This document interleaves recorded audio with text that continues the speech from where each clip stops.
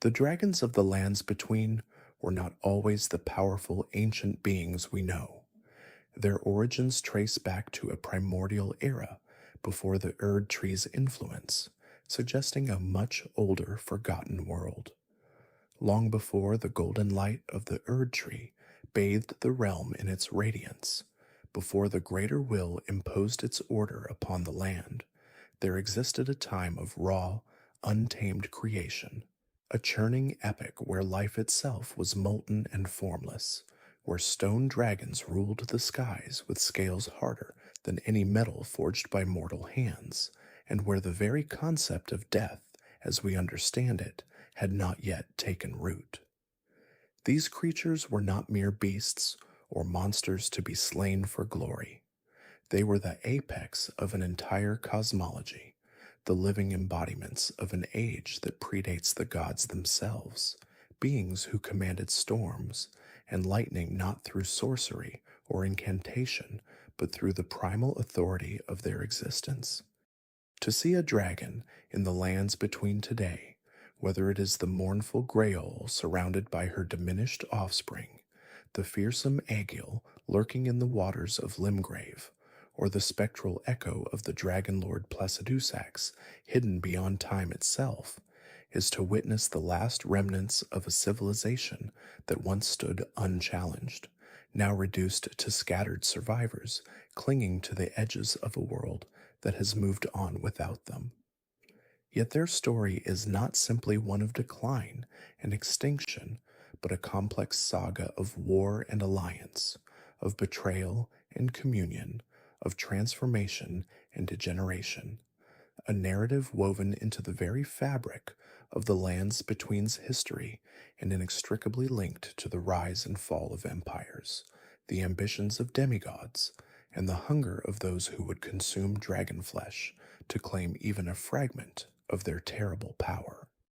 The dragons have been worshipped and hunted, revered and devoured, bound by pacts and driven to madness, their legacy written in the scorched earth of ancient battlefields, in the crumbling ruins of Farum Azula, floating beyond the reach of time, in the twisted forms of those who sought their strength and paid the price of transformation.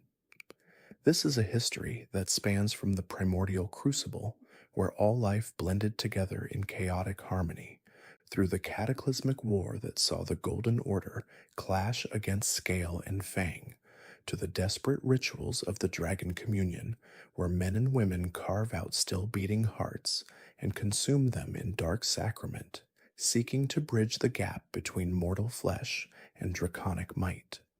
It is a tale of Placidusax, the dragon lord who served as Elden Lord in an age before the Erdtree, who ruled when the world answered to different gods, and whose reign ended not in defeat but in abandonment, left waiting in a storm beyond time for the return of a god who may never come.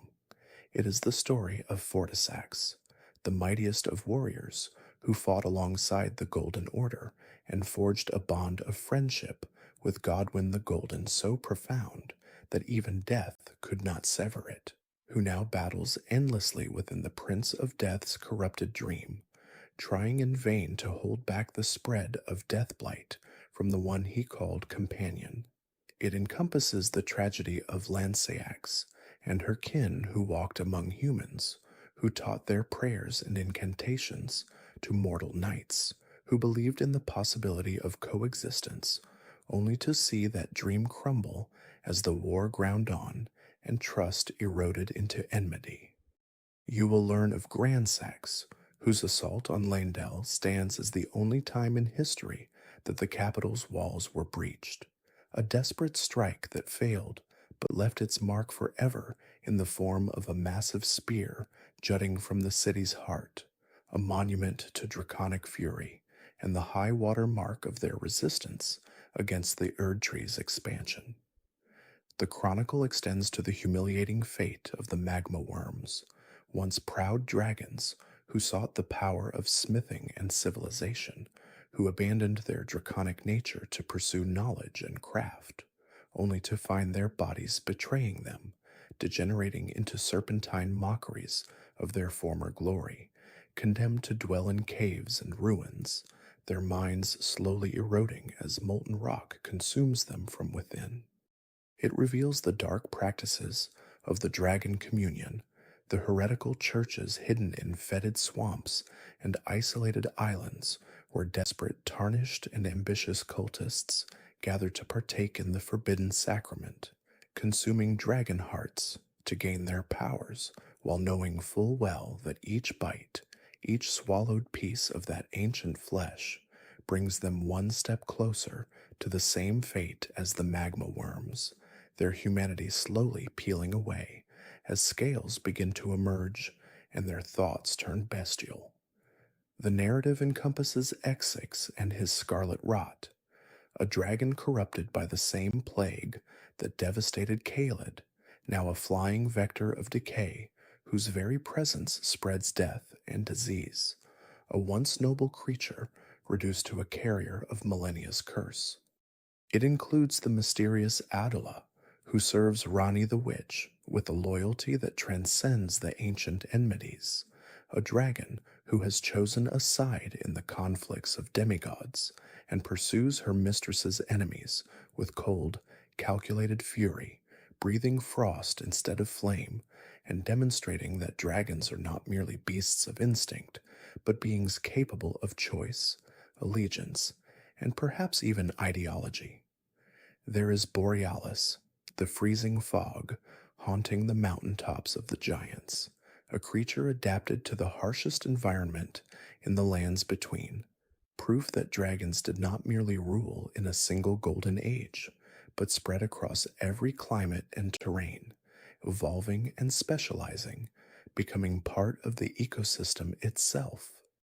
The story touches on Grail and the other ancient dragons of Farum Azula, those who remain in that crumbling temple city, suspended in the eye of a perpetual storm, guardians of a place that exists partially outside of time, where the architecture itself speaks to a civilization of sophistication and grandeur that rivals anything the Golden Order ever built. You will discover the significance of dragon-scale blade and the warriors who wielded weapons forged from dragon parts, not as trophies but as sacred instruments, the dragon cult of the ancient capital, who did not seek to destroy dragons, but to honor them, to incorporate their lightning into the very foundation of the Erdtree's military might, creating a synthesis of draconic power and Golden Order authority that produced some of the most formidable knights the world has ever seen. The investigation delves into the nature of ancient dragon smithing stones, materials that suggested dragons were not only warriors, but craftsmen, that their civilization possessed metallurgical long before the Erdtree cast its golden light across the lands between, long before Queen Marika the Eternal claimed dominion over the realm. There existed a world almost unrecognizable to those who would later walk its soil. In this primordial era, before time itself was properly measured or recorded, the lands between were not a collection of distinct kingdoms and territories, but rather a churning, seething crucible of raw existence. This was the age of the primordial crucible, a time when the very concept of life as we understand it was still taking shape, still finding its form in the cosmic furnace of creation. The crucible was not merely a place or a period in history. It was a state of being, a fundamental condition of existence, where all life existed in a state of beautiful, chaotic unity.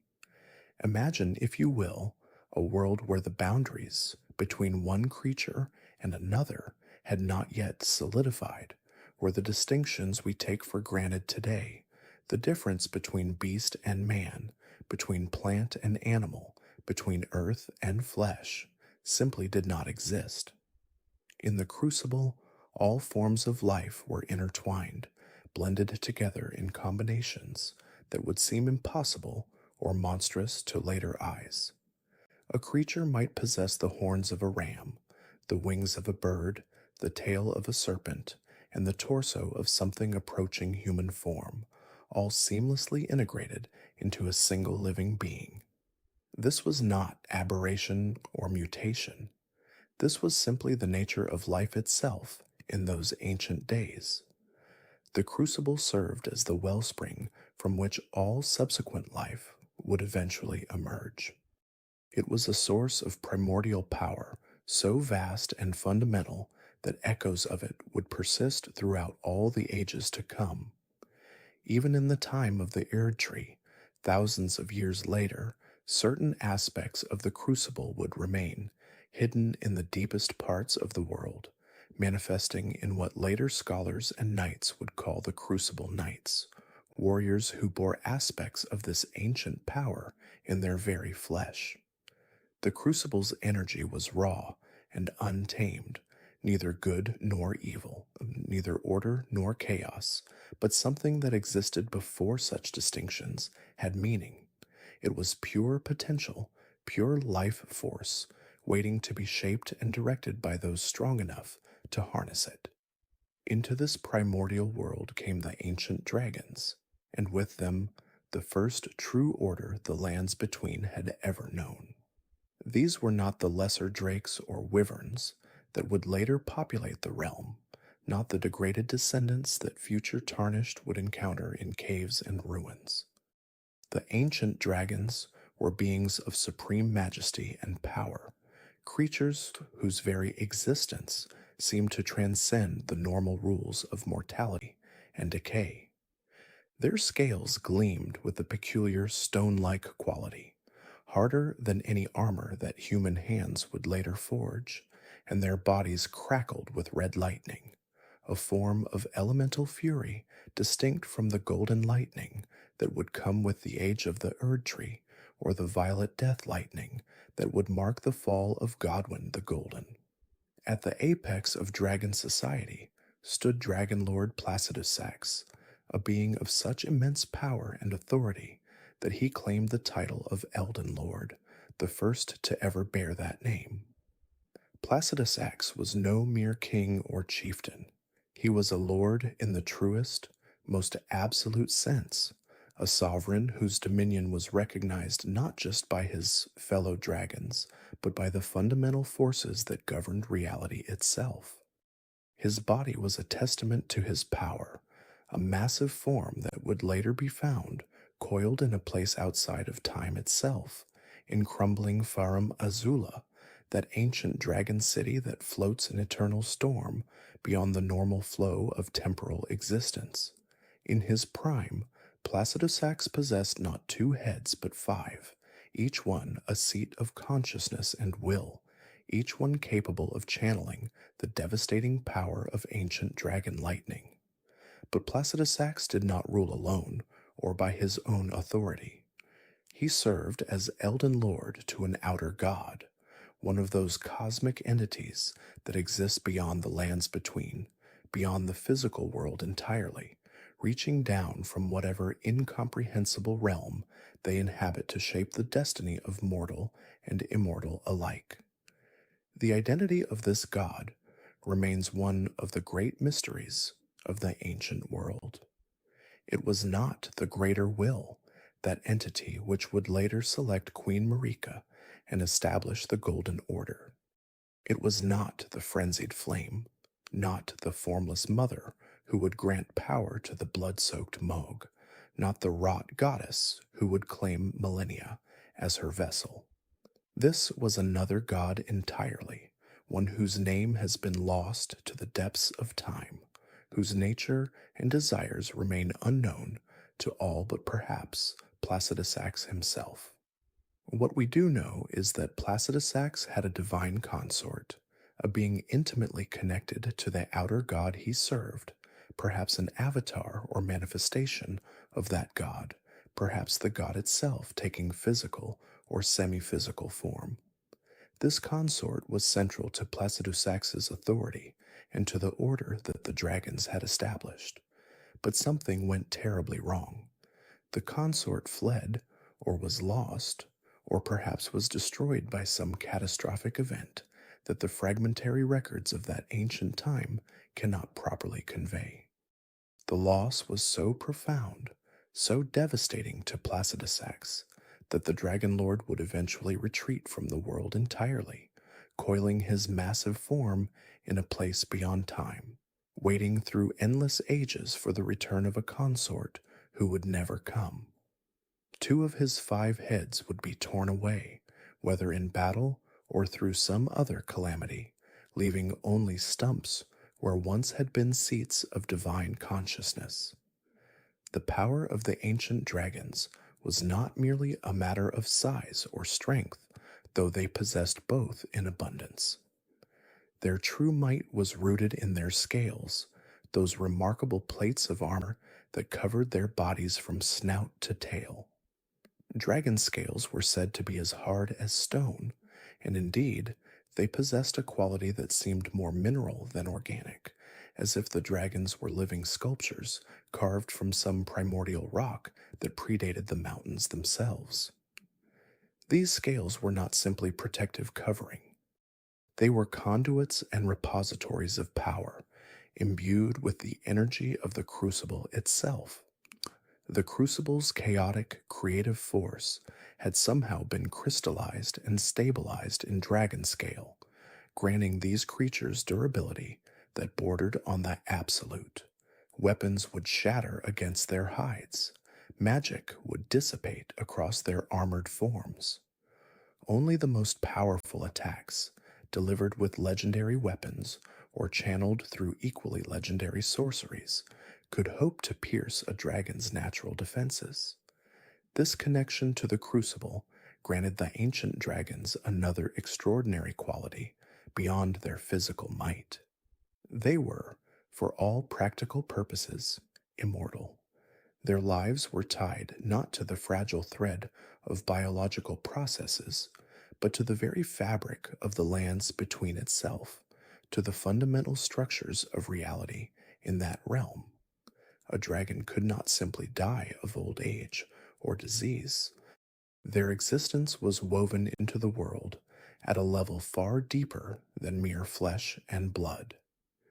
This did not make them invulnerable to violence, as many dragon corpses scattered across the lands between would later attest, but it meant that killing a dragon was not like killing an ordinary creature.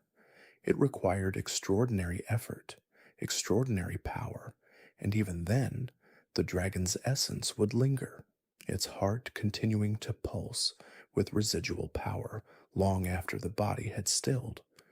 It was this lingering power, this persistence of draconic essence beyond death, that gave rise to one of the most significant and dangerous practices in the history of the lands between.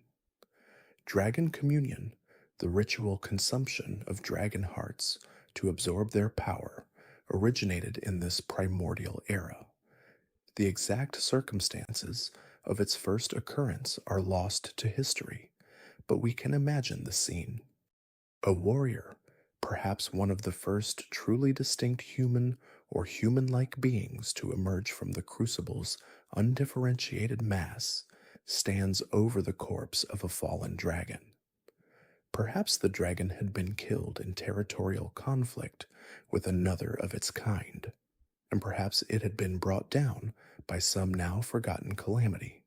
The warrior, driven by hunger or curiosity or desperate need, cuts into the dragon's chest and removes its heart, that massive organ still warm, still pulsing with residual life. And then, in an act that would echo through the ages, the warrior consumes it. The transformation must have been immediate and overwhelming. Dragon hearts are not mere muscle tissue. They are concentrated vessels of draconic power, of that crucible energy crystallized and refined through centuries or millennia of dragon life. To consume such a thing is to invite that power into your own body, to allow it to reshape you from within.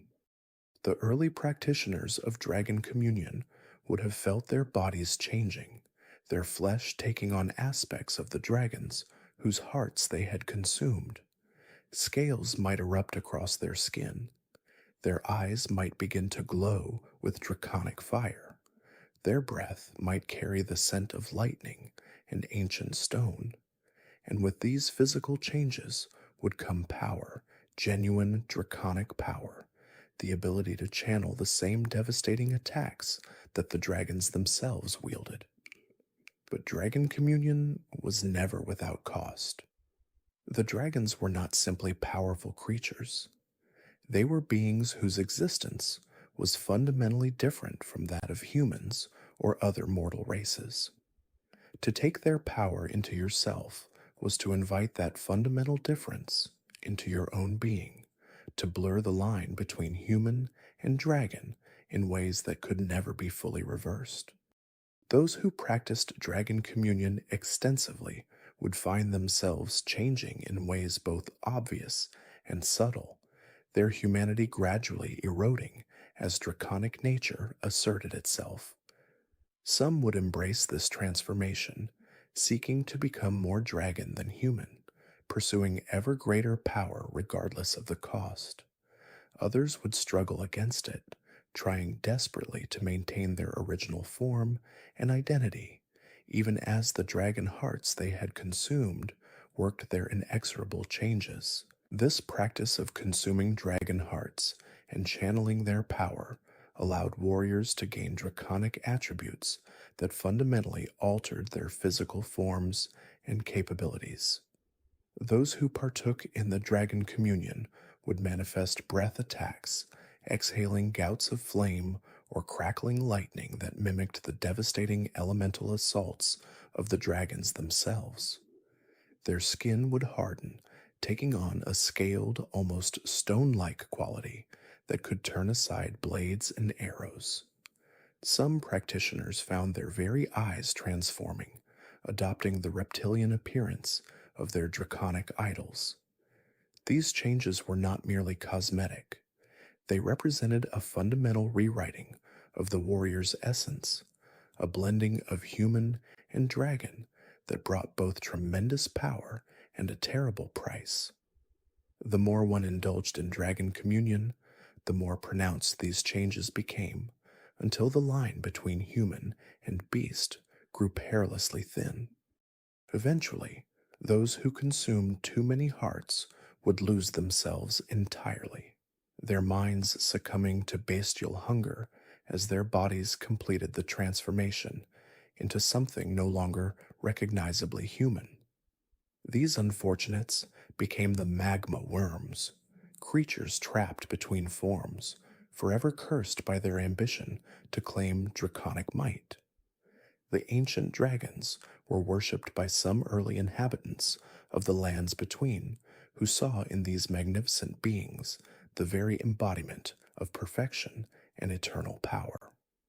To these early peoples, the dragons represented an ideal form of existence, creatures that had achieved a kind of immortality through their stone scales and their mastery over the fundamental forces of nature. Temples and shrines were erected in their honor, places where the faithful could offer tribute and seek the dragon's favor.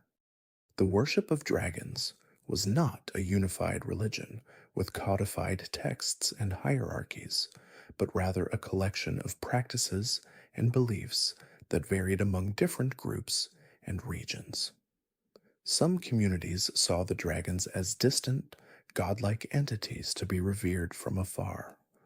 Others sought more direct communion, attempting to bridge the gap between mortal and dragon through ritual and sacrifice. This worship was deeply intertwined with the concept of the crucible itself, as the dragons were understood to be the crucible's most perfect expression, beings in whom all the chaotic potential of primordial life had been refined into a singular, magnificent form. These worshippers often sought to emulate the dragons, sometimes through ritualistic practices that went beyond the consumption of dragon hearts. They would adopt draconic imagery in their art and architecture, carving stone reliefs that depicted the ancient dragons in poses of majesty and power. Warriors would train to fight in styles that mimicked draconic movements, attempting to capture the fluid grace and devastating efficiency of a dragon in combat. Some would undergo scarification or tattooing, marking their bodies with patterns meant to evoke dragon scales. Others would fast for extended periods or subject themselves to trials of endurance, believing that by pushing their mortal forms to the limit, they might transcend their humanity and approach the dragon's perfection. The most devoted would seek out places of power, locations where the influence of the dragons was strongest, and there they would meditate or perform elaborate ceremonies designed to attune themselves to draconic energies. These practices were not without danger.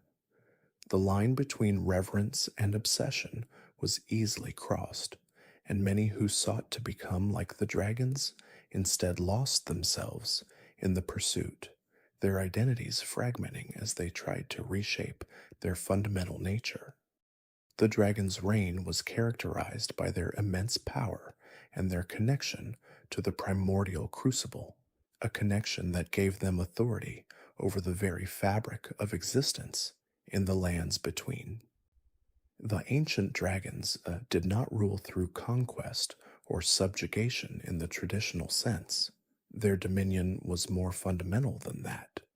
They simply were the apex, the ultimate expression of what life could become when shaped by the crucible's chaotic energies. Other creatures existed in their shadow, and the natural order of the world reflected draconic supremacy. The dragon's power manifested in multiple forms. Their physical might was unquestionable, their massive forms capable of rending stone and steel with casual ease. Their elemental abilities allowed them to reshape landscapes, calling down lightning that could split mountains, or breathing flames that could reduce forests to ash.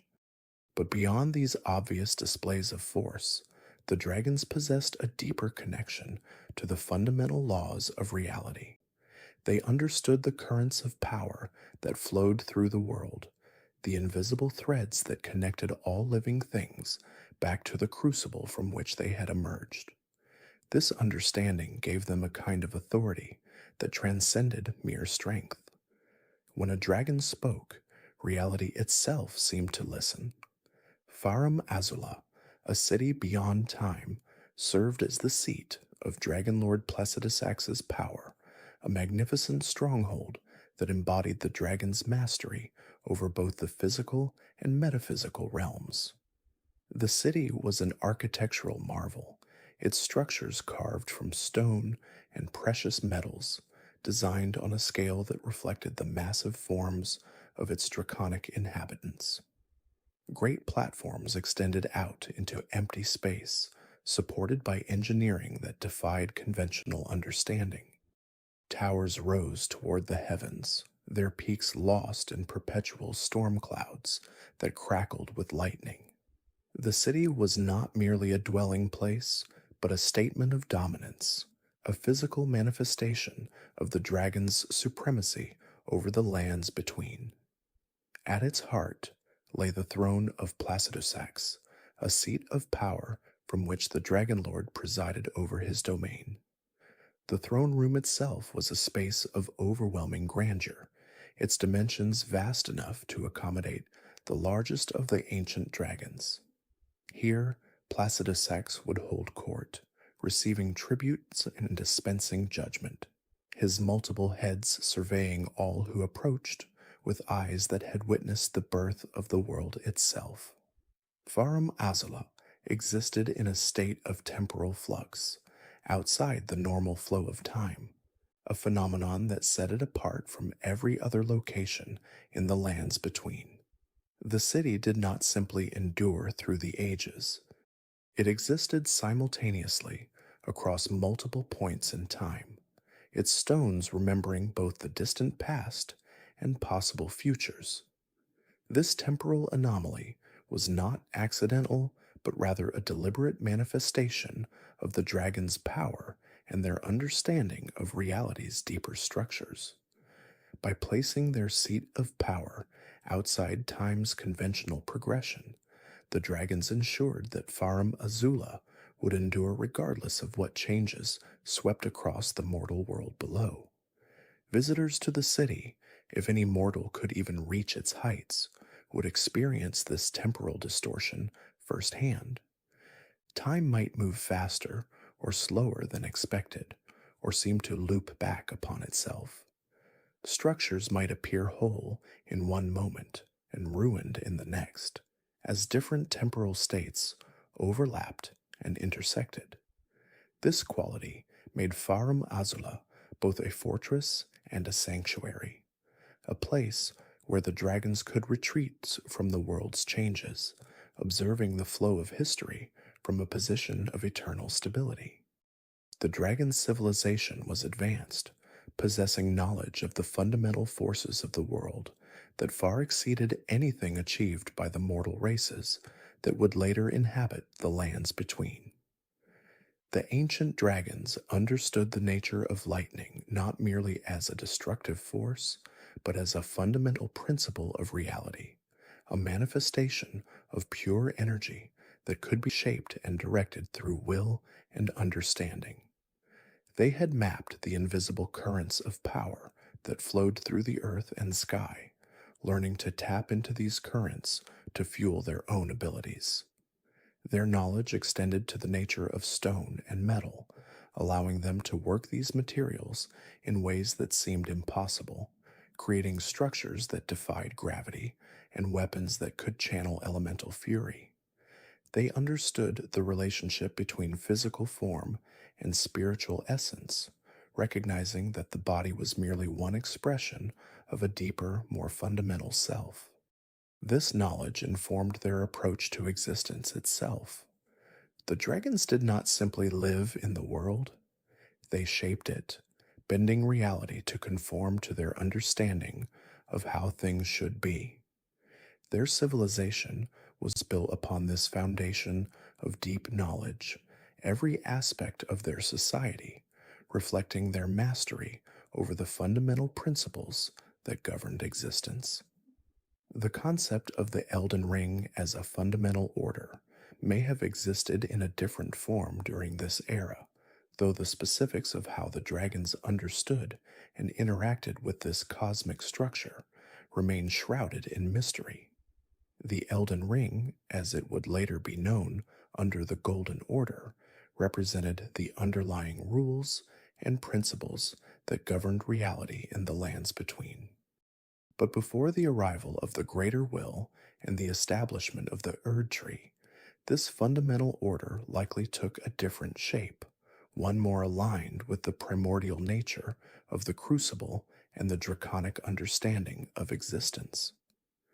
The dragons may have recognized a pattern or structure to reality, a set of immutable laws that even they, with all their power, could not fully override.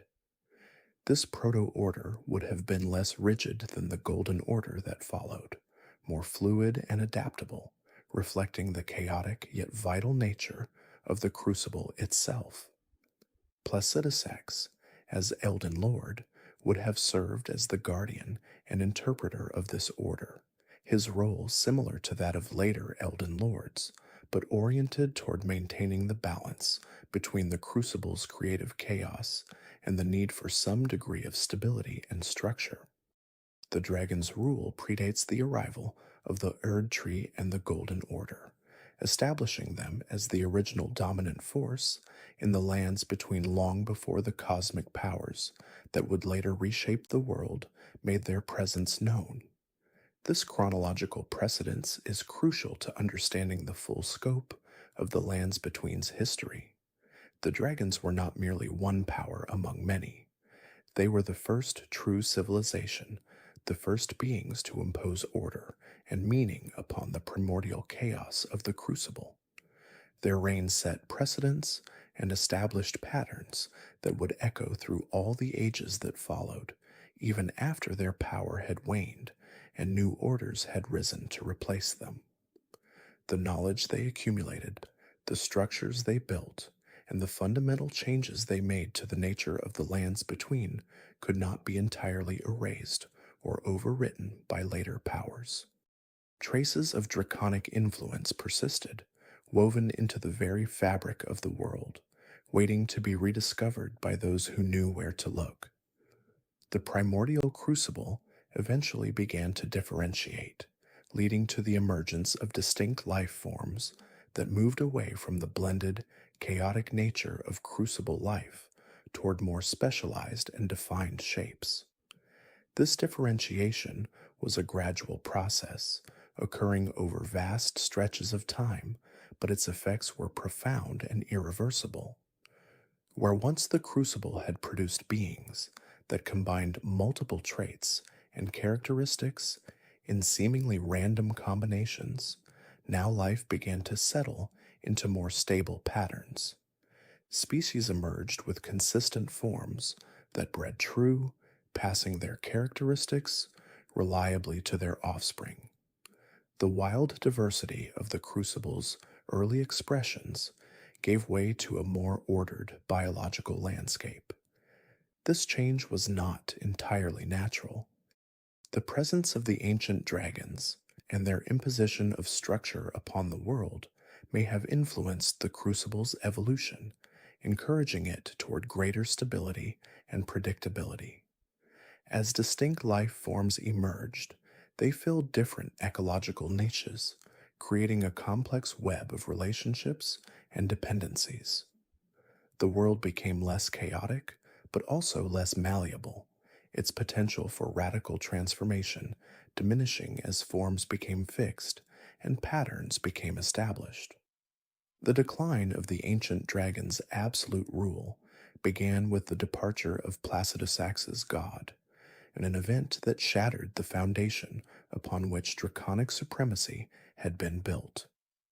Placidusax had served as Elden Lord to a god whose identity and nature remain obscure, a deity that predated the Greater Will and the Golden Order. This god had granted legitimacy and cosmic authority to Placidusax's rule, making him not merely the strongest being in the lands between, but the rightful sovereign chosen by divine power. When this god fled or vanished, the consequences were immediate and catastrophic. Placidusax lost the divine mandate that had elevated him above all other beings. His authority, while still backed by immense personal power, no longer carried the weight of cosmic inevitability. The Dragon Lord retreated to Farum Azula, entering a state of dormancy as he awaited his god's return, his multiple heads tucked in sleep, even as his consciousness remained partially aware, watching and waiting across the centuries. With their lord withdrawn and their divine patron absent, the ancient dragon's grip on the lands between began to loosen, creating an opening for new powers to rise and challenge their supremacy. In the ancient past, long after the primordial dragons had established their dominion over the lands between, a cataclysmic event would forever alter the fate of this world. The Greater Will, an enigmatic outer god existing beyond the boundaries of the physical realm, turned its cosmic attention toward the lands between. Outer gods, as they are known in this universe, are incomprehensible entities that exist outside the natural order, wielding influence over reality itself through their chosen vessels and emissaries. The Greater Will, perhaps the most powerful of these beings, sought to impose its vision of perfect order upon the world below. To achieve this ambition, the Greater Will dispatched a golden star from the void between worlds. This was no ordinary celestial body, but rather a living vessel containing the Elden Beast, a creature that would serve as the Greater Will's direct representative in the material plane. The golden star streaked across the heavens, a blazing harbinger of transformation that ancient witnesses would have seen as either divine blessing or cosmic invasion depending on their perspective. This moment marked the beginning of what would eventually become known as the Age of the Erdtree, though that name would not be applied until much later. The Elden Beast descended from the stars with tremendous force, its impact upon the lands between resonating through the very fabric of reality. Unlike a meteor that simply crashes and leaves a crater, the Elden Beast's arrival was a metaphysical event as much as a physical one. The creature itself was a living embodiment of order, a being composed of golden light and cosmic energy, shaped vaguely like an aquatic creature with a body that seemed to shift between solid matter and pure radiance. Its form defied natural categorization, being neither beast nor god in the conventional sense, but something altogether different. Upon its landing, the Elden Beast underwent a profound transformation. Rather than simply existing as a separate entity within the world, it became the Elden Ring itself. The Elden Ring, you should understand, is not merely a physical object you can hold in your hand, though it can manifest in that form. It is fundamentally a metaphysical construct, a collection of great runes that together form the underlying source code of reality in the lands between. Each great rune represents a fundamental aspect of existence, such as life, death, causality, and destiny. The Elden Beast, by becoming the Elden Ring, essentially transformed itself into the living heart of the world's natural laws.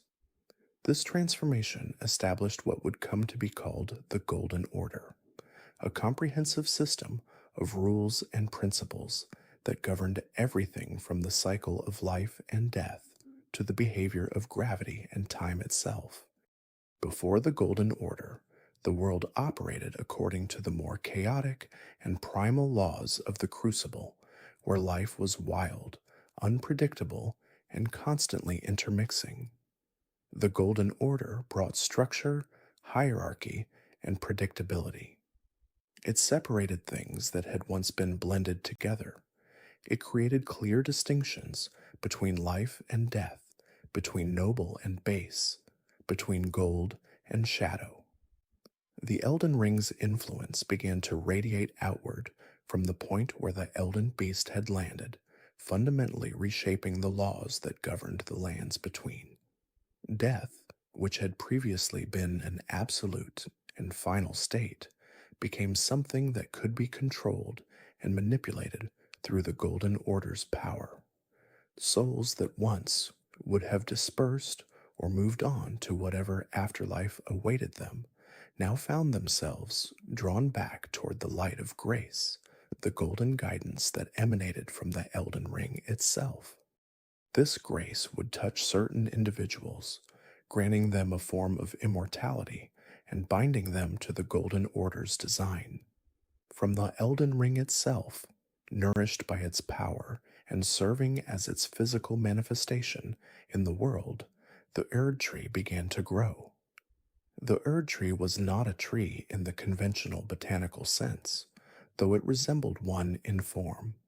It was a colossal structure of golden light and living wood, a world tree that would eventually tower over the entire lands between, visible from nearly every corner of the realm.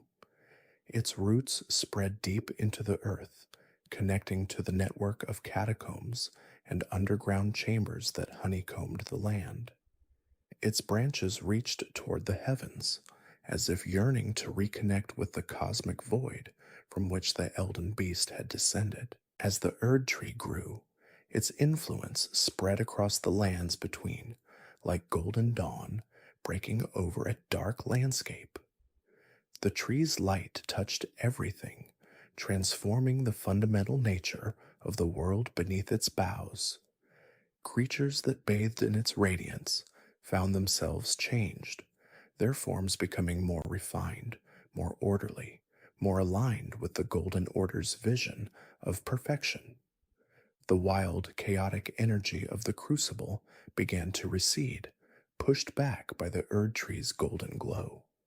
What had once been a world of primal fusion and constant transformation was gradually becoming a world of fixed forms and eternal hierarchies. This expansion of the Erdtree's domain inevitably brought it into conflict with the existing power structure of the lands between. The ancient dragons, who had ruled unchallenged for untold ages, suddenly found their supremacy threatened by this new cosmic force. The dragons had built their civilization on principles fundamentally different from those of the Golden Order. Where the Erdtree represented structure and permanence, the dragons embodied the raw elemental power of red lightning and stone scales.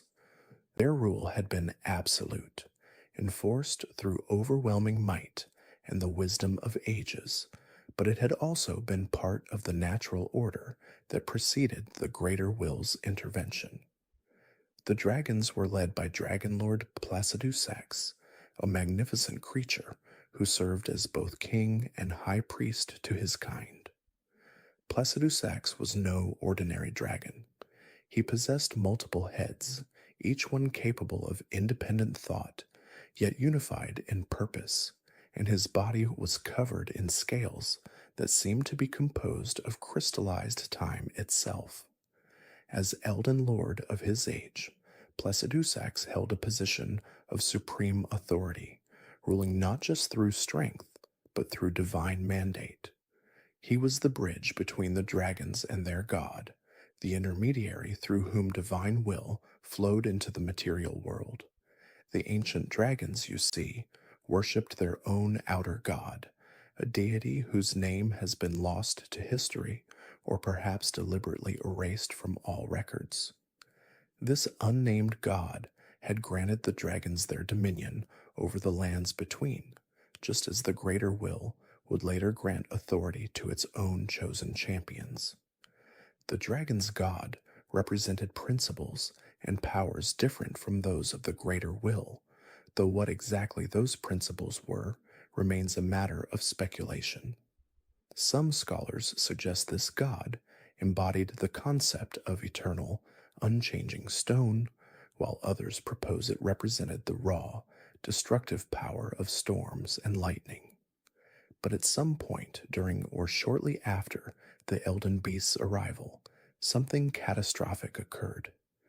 Placidusax's god, the deity that had sustained the dragon's civilization and granted legitimacy to their rule, fled the lands between entirely. The reasons for this abandonment remain unclear. Perhaps the unnamed god was driven away by the Greater Will's overwhelming power. Perhaps it recognized that the cosmic tide had turned against it and chose retreat over confrontation. Or perhaps, most troublingly, it simply lost interest in its followers and the world they inhabited, moving on to other realms and other concerns. While the Greater Will's influence spread across the lands between, the ancient dragons did not simply vanish into history. At Farum Azula, that crumbling tempest city suspended outside the normal flow of time, Dragon Lord Placidusax maintained his vigil. This two-headed sovereign of the dragons, who had once ruled as Elden Lord in an age before the Erdtree, withdrew to the heart of his storm-racked domain.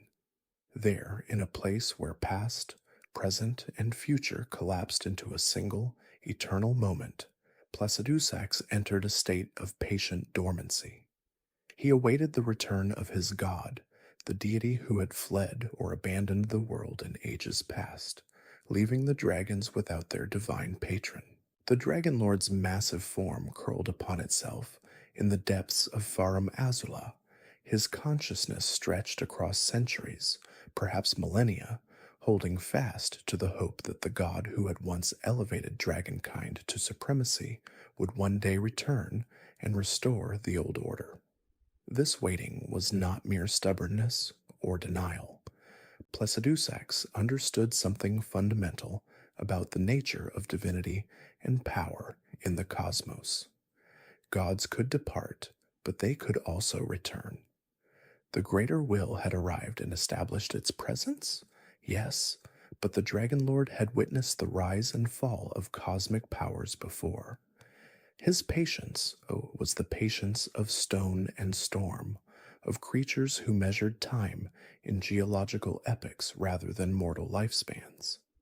Around him, Farum Azula itself seemed to reflect this temporal suspension. The city floated in fragments, held together by ancient magics and the lingering power of the dragon cult that had built it. Time moved strangely there, sometimes faster, sometimes slower, sometimes seeming not to move at all. It was a refuge, a sanctuary, and a monument to an age that refused to completely surrender to the new order taking root below. The Golden Order, meanwhile, continued its inexorable expansion. Guided by the principles encoded within the Elden Ring, this new cosmic framework began to assert its dominance over the lands between.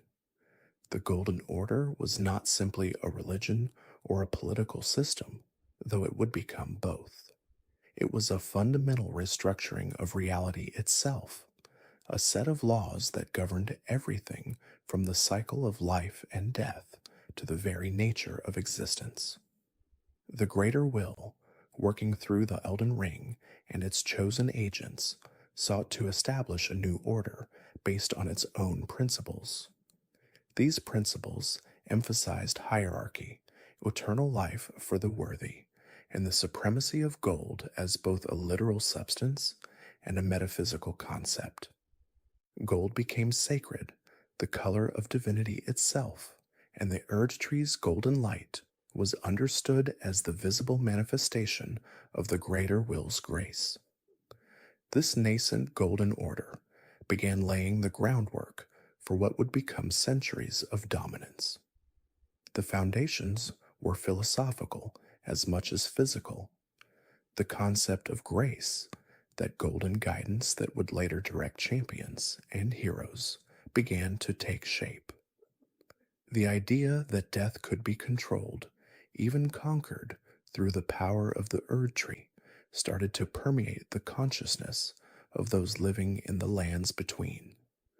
These were revolutionary concepts. Before the Greater Will's arrival, death had been absolute, final, governed by the natural cycles that Placidusax's god had overseen. Now, the Golden Order proposed something different, something that promised to elevate humanity and other intelligent beings to a state approaching the divine. Yet the ancient dragon cult, centered in Farum Azula, continued to exist even as the Golden Order grew in power. The cult had not been destroyed, merely diminished and pushed to the margins of the New World Order. The priests and warriors who had dedicated themselves to the worship of dragons maintained their traditions in that timeless city. They preserved the ancient dragon communion, the practice of consuming dragon hearts to gain draconic power. They kept alive the knowledge of the lightning that dragons commanded, that red gold electricity that predated the golden lightning the Golden Order would later claim. The dragon cult understood that their time of dominance had passed, but they also understood that power, once established, never truly disappears. It merely changes form, waits, endures. The dragons themselves, though diminished from their former glory, still possessed immense power and ancient knowledge. They were fewer in number now, their god departed, their Elden Lord waiting in suspended animation, but they remained apex predators and repositories of cosmic secrets. Individual dragons like Grand Sax, whose massive corpse would later pierce the heart of Leyndell, still commanded enough power to threaten entire civilizations. Others retreated to remote peaks and hidden valleys, sleeping for decades or centuries at a time, conserving their strength. The dragons had learned patience from Placidusax. They had witnessed the rise of the Greater Will and some among them understood that cosmic powers waxed and waned like the moon.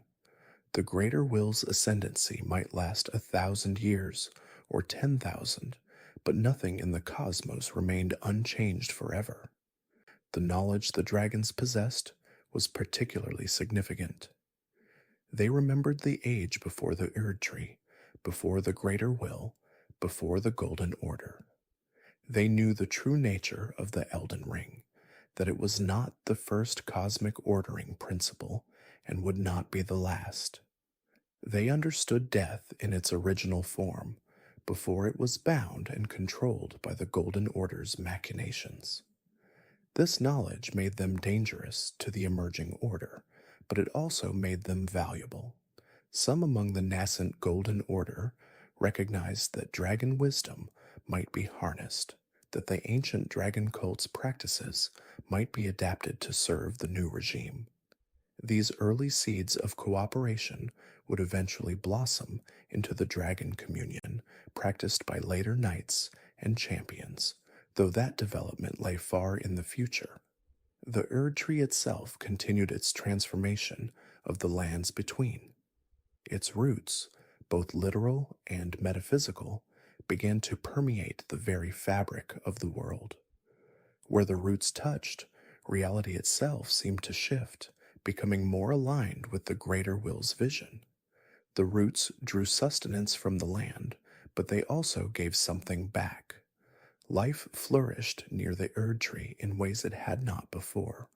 Trees grew taller, crops yielded more abundantly, and those who lived in the Erdtree's shadow found themselves living longer, healthier lives. This was the promise of the Golden Order made manifest, the visible proof that the Greater Will's arrival had brought genuine benefits to the world. But the roots also represented control. They bound the land to the Erdtree, made it dependent on the Greater Will's continued presence. The deep places of the world, the caverns and underground rivers, the ancient ruins and forgotten temples, all felt the touch of those golden roots.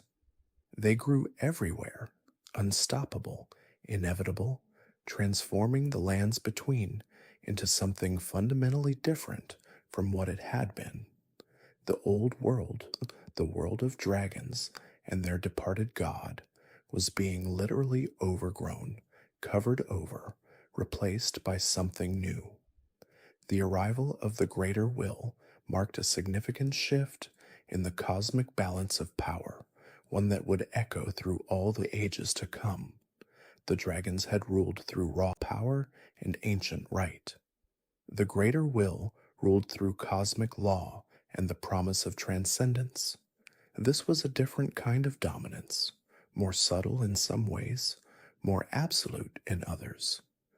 The old order had allowed for chaos, for individual dragons to claim territories and rule as they saw fit.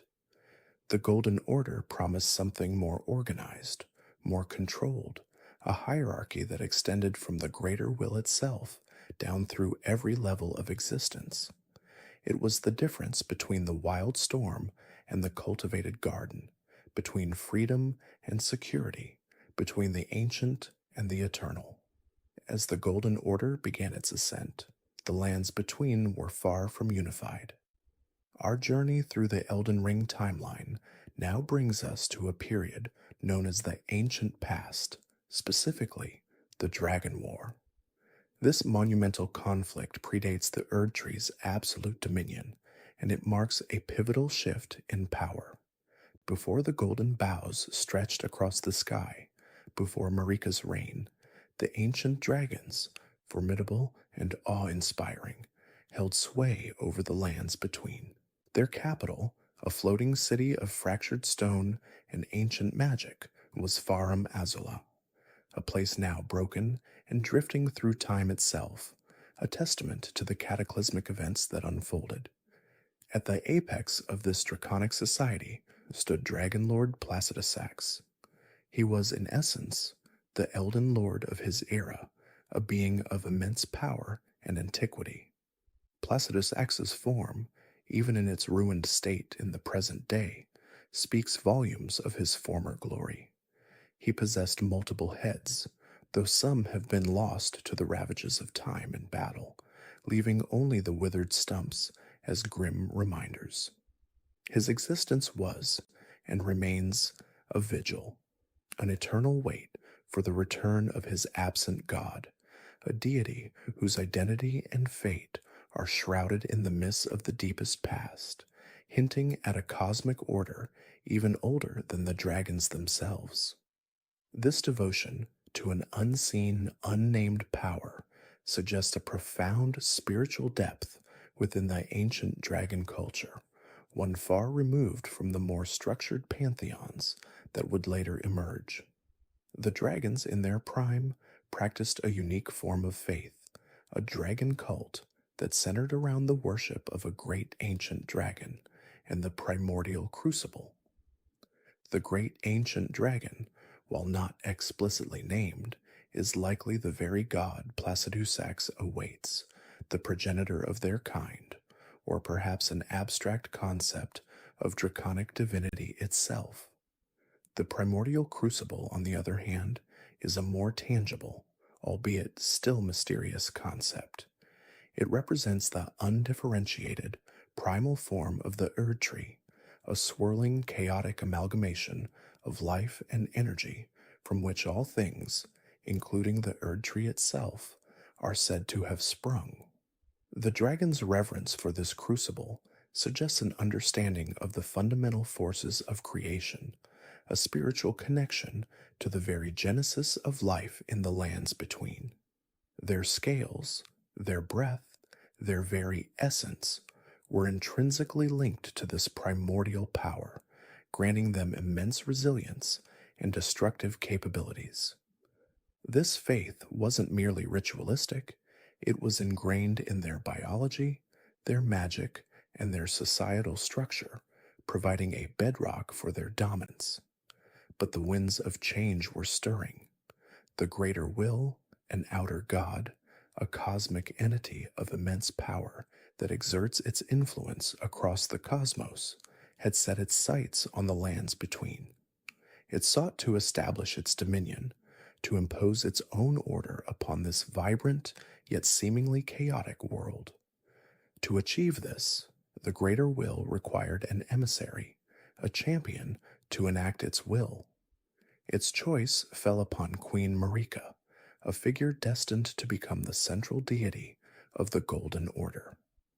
Marika, chosen by this powerful cosmic entity, was tasked with a monumental undertaking: to lead a war against the ancient dragons, to dismantle their ancient dominion, and to pave the way for the Erdtree's ultimate supremacy.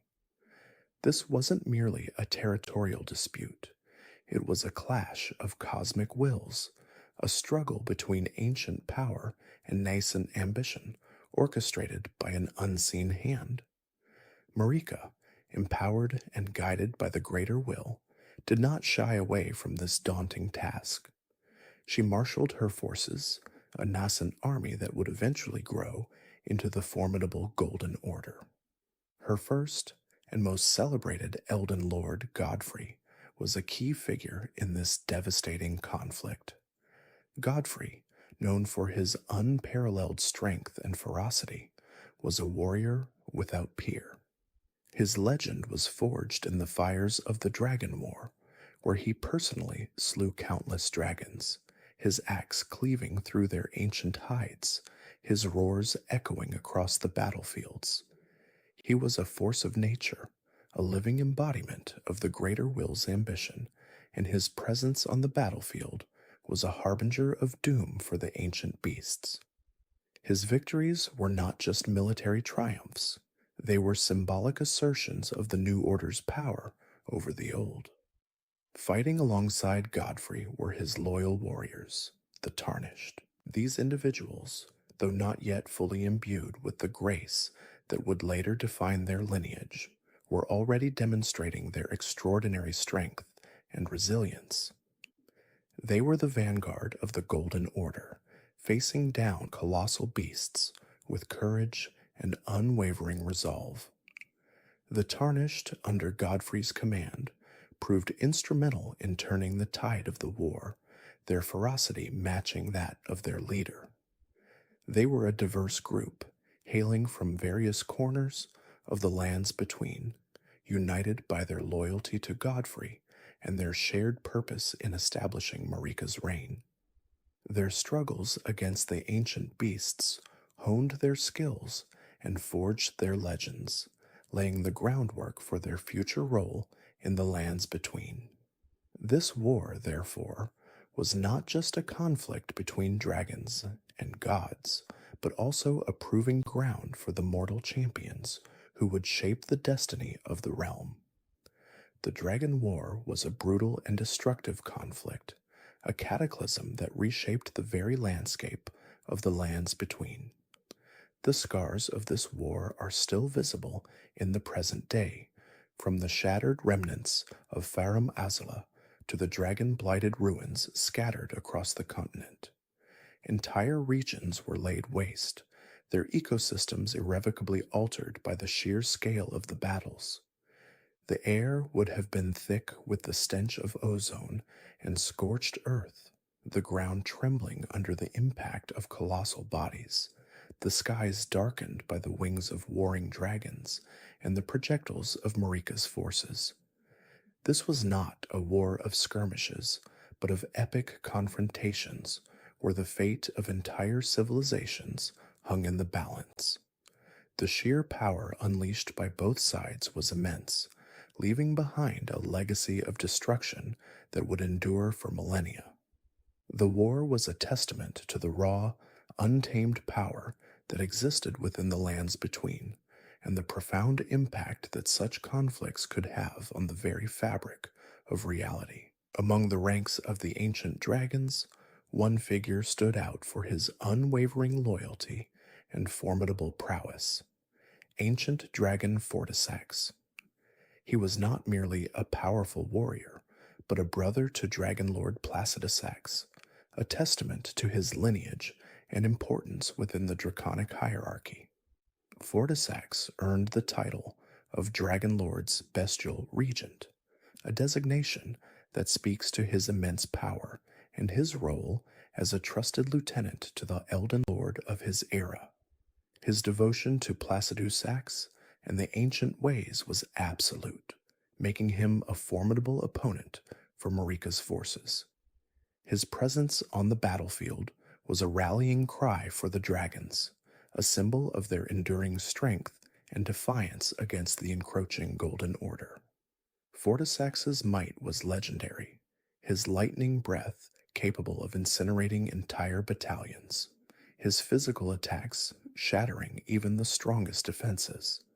He was a force to be reckoned with, a bulwark against the tide of the Golden Order. Yet even amidst such bitter conflict, unexpected bonds could form. Lanceax, a female ancient dragon, known for her striking white scales and her mastery of lightning, found herself drawn to Godfrey's champion, Fortissax. This was a remarkable and improbable connection, given the ongoing brutal war between their respective factions. Their bond transcended the animosity of their peoples, hinting at a deeper understanding or perhaps a shared respect forged in the crucible of battle. Lanceax, unlike many of her brethren, was not simply a creature of instinct and destruction. She possessed a certain grace and a capacity for connection, even with those on the opposing side. This relationship, while not fully detailed, suggests a complexity within the dragon society, and perhaps a nascent desire for something beyond endless warfare. This unlikely bond between Lanceax and Fortissax, Godfrey's champion, may have played a pivotal role in a crucial moment during the war. Fortissax, in a surprising turn of events, fought alongside Godfrey. This alliance, seemingly contradictory given their opposing factions, could have been a direct result of Lanceax's influence. Perhaps she brokered a temporary truce, or convinced Fortissax of the futility of continued conflict, or even saw a strategic advantage in a temporary alliance against a common yet unnamed threat. Alternatively, it could have been a purely strategic decision on Godfrey's part, recognizing Fortissax's immense power and seeking to neutralize him as an enemy, or even to turn him into an asset. The exact circumstances remain shrouded in mystery, but the fact that a champion of the Golden Order and a powerful ancient dragon fought side by side against an unknown adversary speaks volumes about the shifting allegiances and complex dynamics of the Dragon War. This moment, whatever its true cause, represents a profound deviation from the expected trajectory of the conflict, hinting at a deeper narrative at play, one that transcends simple good versus evil. It suggests that even in the darkest of times, alliances can form in unexpected places, and that the motivations of powerful beings are often far more intricate than they appear on the surface. This act of cooperation, however brief, would have sent shockwaves through both the dragon and human forces, further cementing the legendary status of both Godfrey and Fortissax. The sheer scale of this conflict is hard to overstate. It was a clash of titans, a foundational war that reshaped the very landscape of the lands between. Godfrey, ever the paragon of martial prowess, was at the forefront of this brutal campaign. His legend as a fearsome dragon slayer was forged in the fiery crucible of these battles. He personally accounted for countless draconic casualties, his axe singing a bloody tune against scales as thick as fortress walls. His ferocity was matched only by his strategic brilliance, as he systematically dismantled the dragon's defenses and pushed them back from their ancient territories. But even with Godfrey's unparalleled might, the dragons were not easily subdued. Their resilience was legendary, and their capacity for destruction terrifying. This was starkly illustrated by the ancient dragon Grandsax, a beast of truly colossal proportions, who launched a devastating, almost apocalyptic attack on the royal capital, Leyndell. Imagine the sheer terror as this gargantuan creature, a living mountain of scales and fire, descended upon the nascent human civilization. The sky would have darkened, not with clouds, but with the shadow of its wings. The attack was so sudden, so overwhelming, that Grandsax managed to breach the city's formidable defenses, its enormous, lightning-charged spear becoming inextricably embedded in the very walls of Leyndell. This wasn't merely a skirmish. It was an act of profound defiance, a statement of draconic power that echoed across the lands between. The spear remains there to this day, a chilling monument to the dragon's ferocity, and a constant reminder of the war's scale and the sheer destructive potential of these ancient beings. This singular event, Grandsax's assault, marked a significant turning point in the war. It demonstrated beyond a shadow of a doubt that the dragons, even when facing overwhelming odds, were capable of inflicting immense damage and challenging the very heart of Marika's burgeoning empire. It solidified the understanding that this would be no easy victory, but a protracted, bloody struggle for dominion. The dragons, in their ancient wisdom and power, practiced a unique form of worship and magic known as the dragon cult. This wasn't a religion in the human sense, but a deep spiritual connection to the fundamental forces of the world, particularly the manipulation of lightning. Their scales, their breath, their very essence crackled with this raw, elemental power.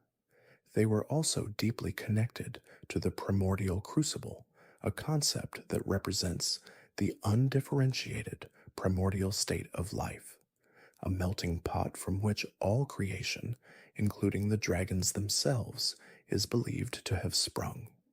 This crucible power, often manifesting as a golden, fiery energy, was another source of their immense strength and resilience. The dragon cult, therefore, wasn't just about faith, it was about harnessing the very building blocks of existence to fuel their might.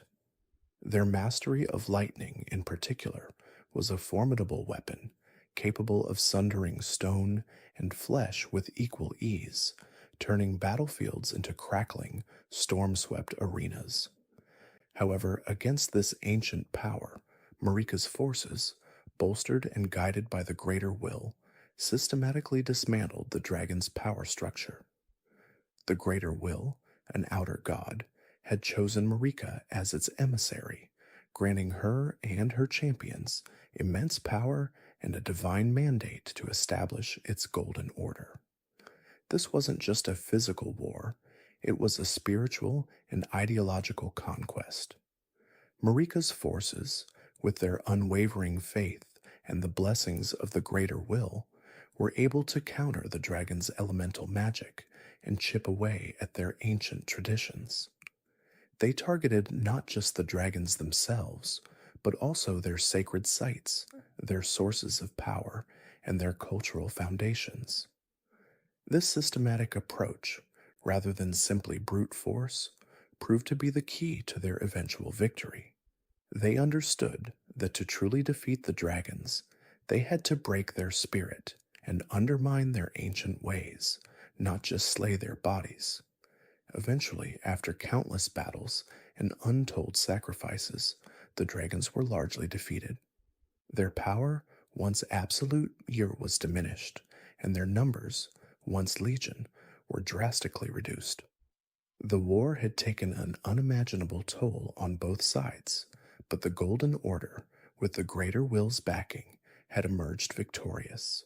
The once dominant species, masters of the sky and wielders of primordial power, found themselves on the precipice of extinction. Their roars, once defiant, became cries of despair. Their wings, once symbols of freedom, now beat in desperate retreat. Their ancient capital, Farum Azula, a colossal gravity-defying city of stone and cloud, bore the scars of this devastating conflict most profoundly. It was left in a state of ruin, a testament to the war's destructive power. But more than that, Farum Azula became suspended in time and space, a fractured, crumbling relic existing outside the normal flow of events. This temporal distortion, a consequence of the immense magical energies unleashed during the war, meant that while the rest of the lands between moved forward, Farum Azula remained frozen, a mausoleum to a lost age. Its crumbling spires and broken pathways became a haunting reminder of the dragon's former glory and their tragic downfall. It is a place of perpetual storm, where ancient energies still crackle and the ghosts of battles past linger in the air. Many dragons, of course, were slain in this brutal war. Their magnificent bodies, once symbols of awe and terror, became trophies for the victorious forces. Their hearts, still beating with primordial power, and their scales, imbued with elemental resistance, became invaluable sources of power and materials for the Golden Order. These spoils of war were not merely decorative, they were actively used to enhance the strength of Marika's warriors, further cementing the victory and incorporating the essence of the vanquished into the new order. This practice, while grim, underscores the pragmatism of the Golden Order and its relentless pursuit of power and dominance. However, not all dragons perished. Some, like the venerable Dragon Lord Placidusax, the former Elden Lord of the Dragons, managed to retreat into the deepest, most inaccessible parts of Farum Azula. There, amidst the temporal distortions and crumbling ruins, they entered a state of suspended animation, awaiting a new age, a time when the stars might align differently and their kind might once again rise to prominence.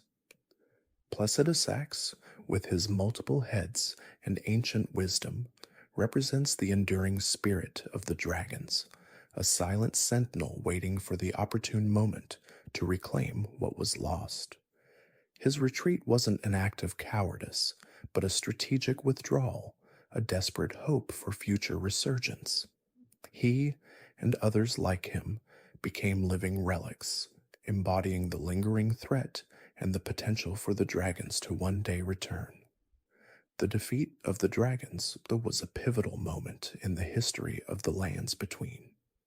It allowed the Erdtree, the colossal golden tree that now dominates the landscape, and the Golden Order, Marika's new religious and political system, to rise to absolute prominence. With the dragon's dominion shattered, the path was clear for the establishment of a new era, one defined by the Golden Order's tenets and the Erdtree's pervasive influence. This was the dawn of a new age, an age of human supremacy, guided by the greater will, and built upon the ashes of the dragon's ancient empire. The Erdtree's roots would delve deep into the earth, drawing sustenance from the very land that the dragons once ruled, while its golden light would cast a long shadow over the remnants of their civilization. Yet despite the overwhelming victory, the remnants of the dragon cult persisted. Even after their defeat, the raw power and ancient wisdom associated with the dragons held a certain allure.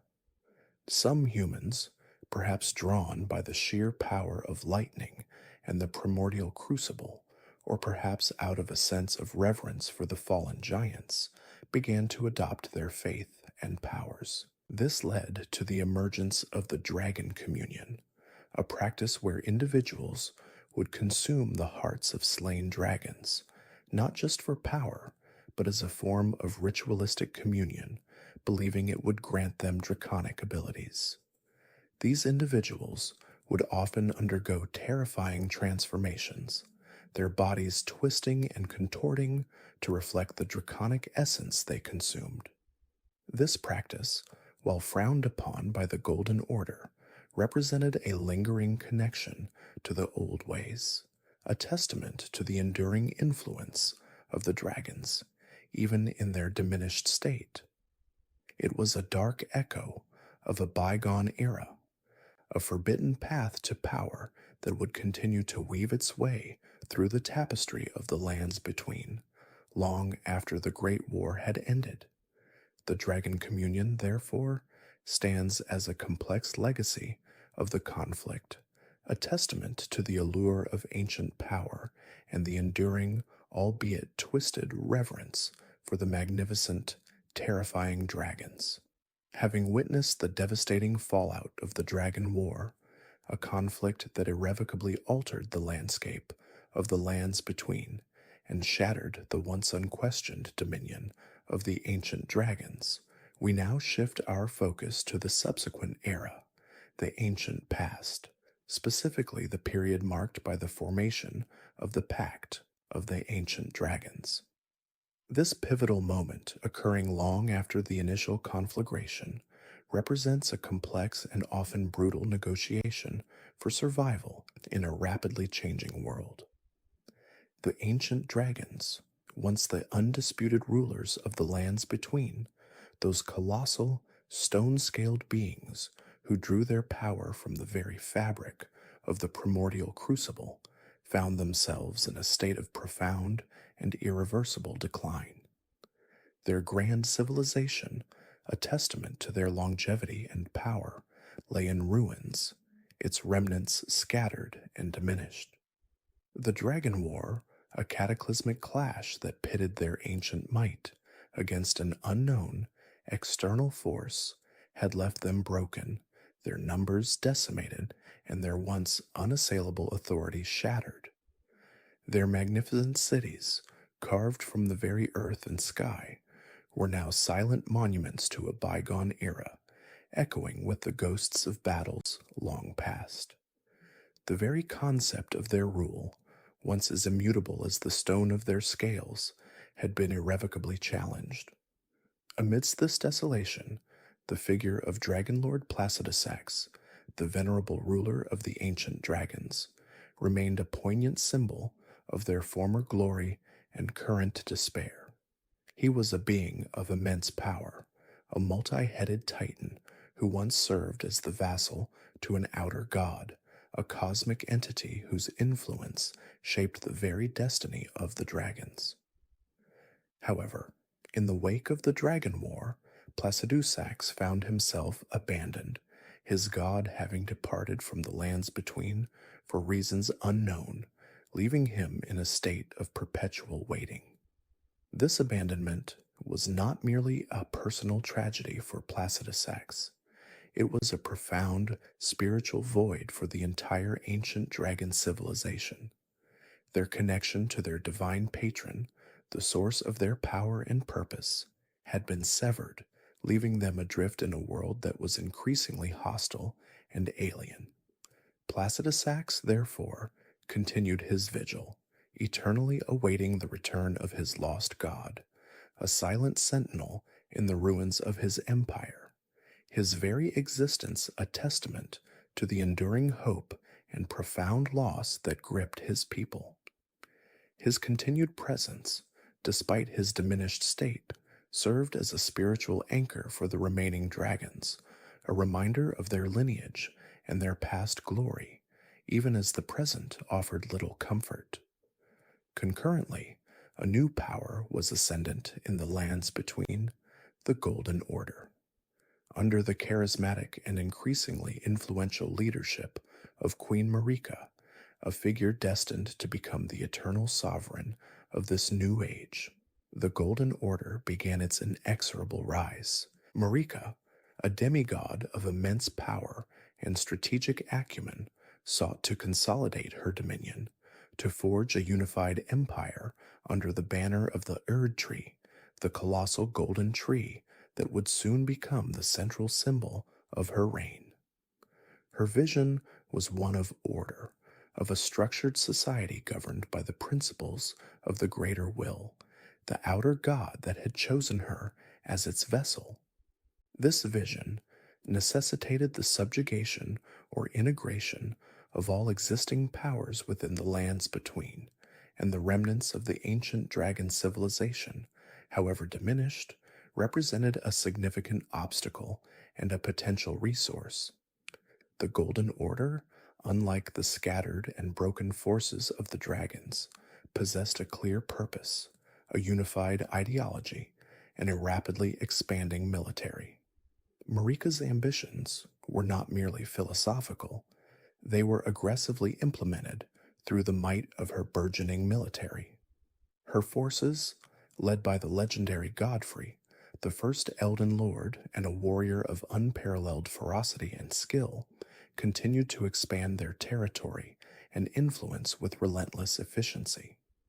Godfrey, a figure of immense physical power and strategic genius, was the spearhead of Marika's conquests, leading her armies across the diverse and often hostile landscapes of the lands between. His campaigns were characterized by their swiftness and their decisive victories, as he systematically brought disparate factions and kingdoms under the sway of the Golden Order. The Golden Order's expansion was not a slow, organic growth. It was a deliberate and forceful assertion of power, a testament to Marika's unwavering resolve and Godfrey's military prowess.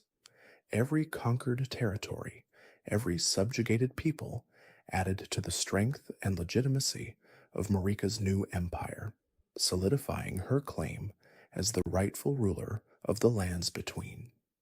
Inevitably, this expansion led to a period of direct conflict between Marika's burgeoning empire and the dwindling remnants of the ancient dragon civilization. While the dragons had been weakened by their previous war, they were still formidable adversaries, possessors of ancient magic and immense physical strength. Their very existence, their continued presence as independent entities, was a challenge to the Golden Order's claim of absolute dominion.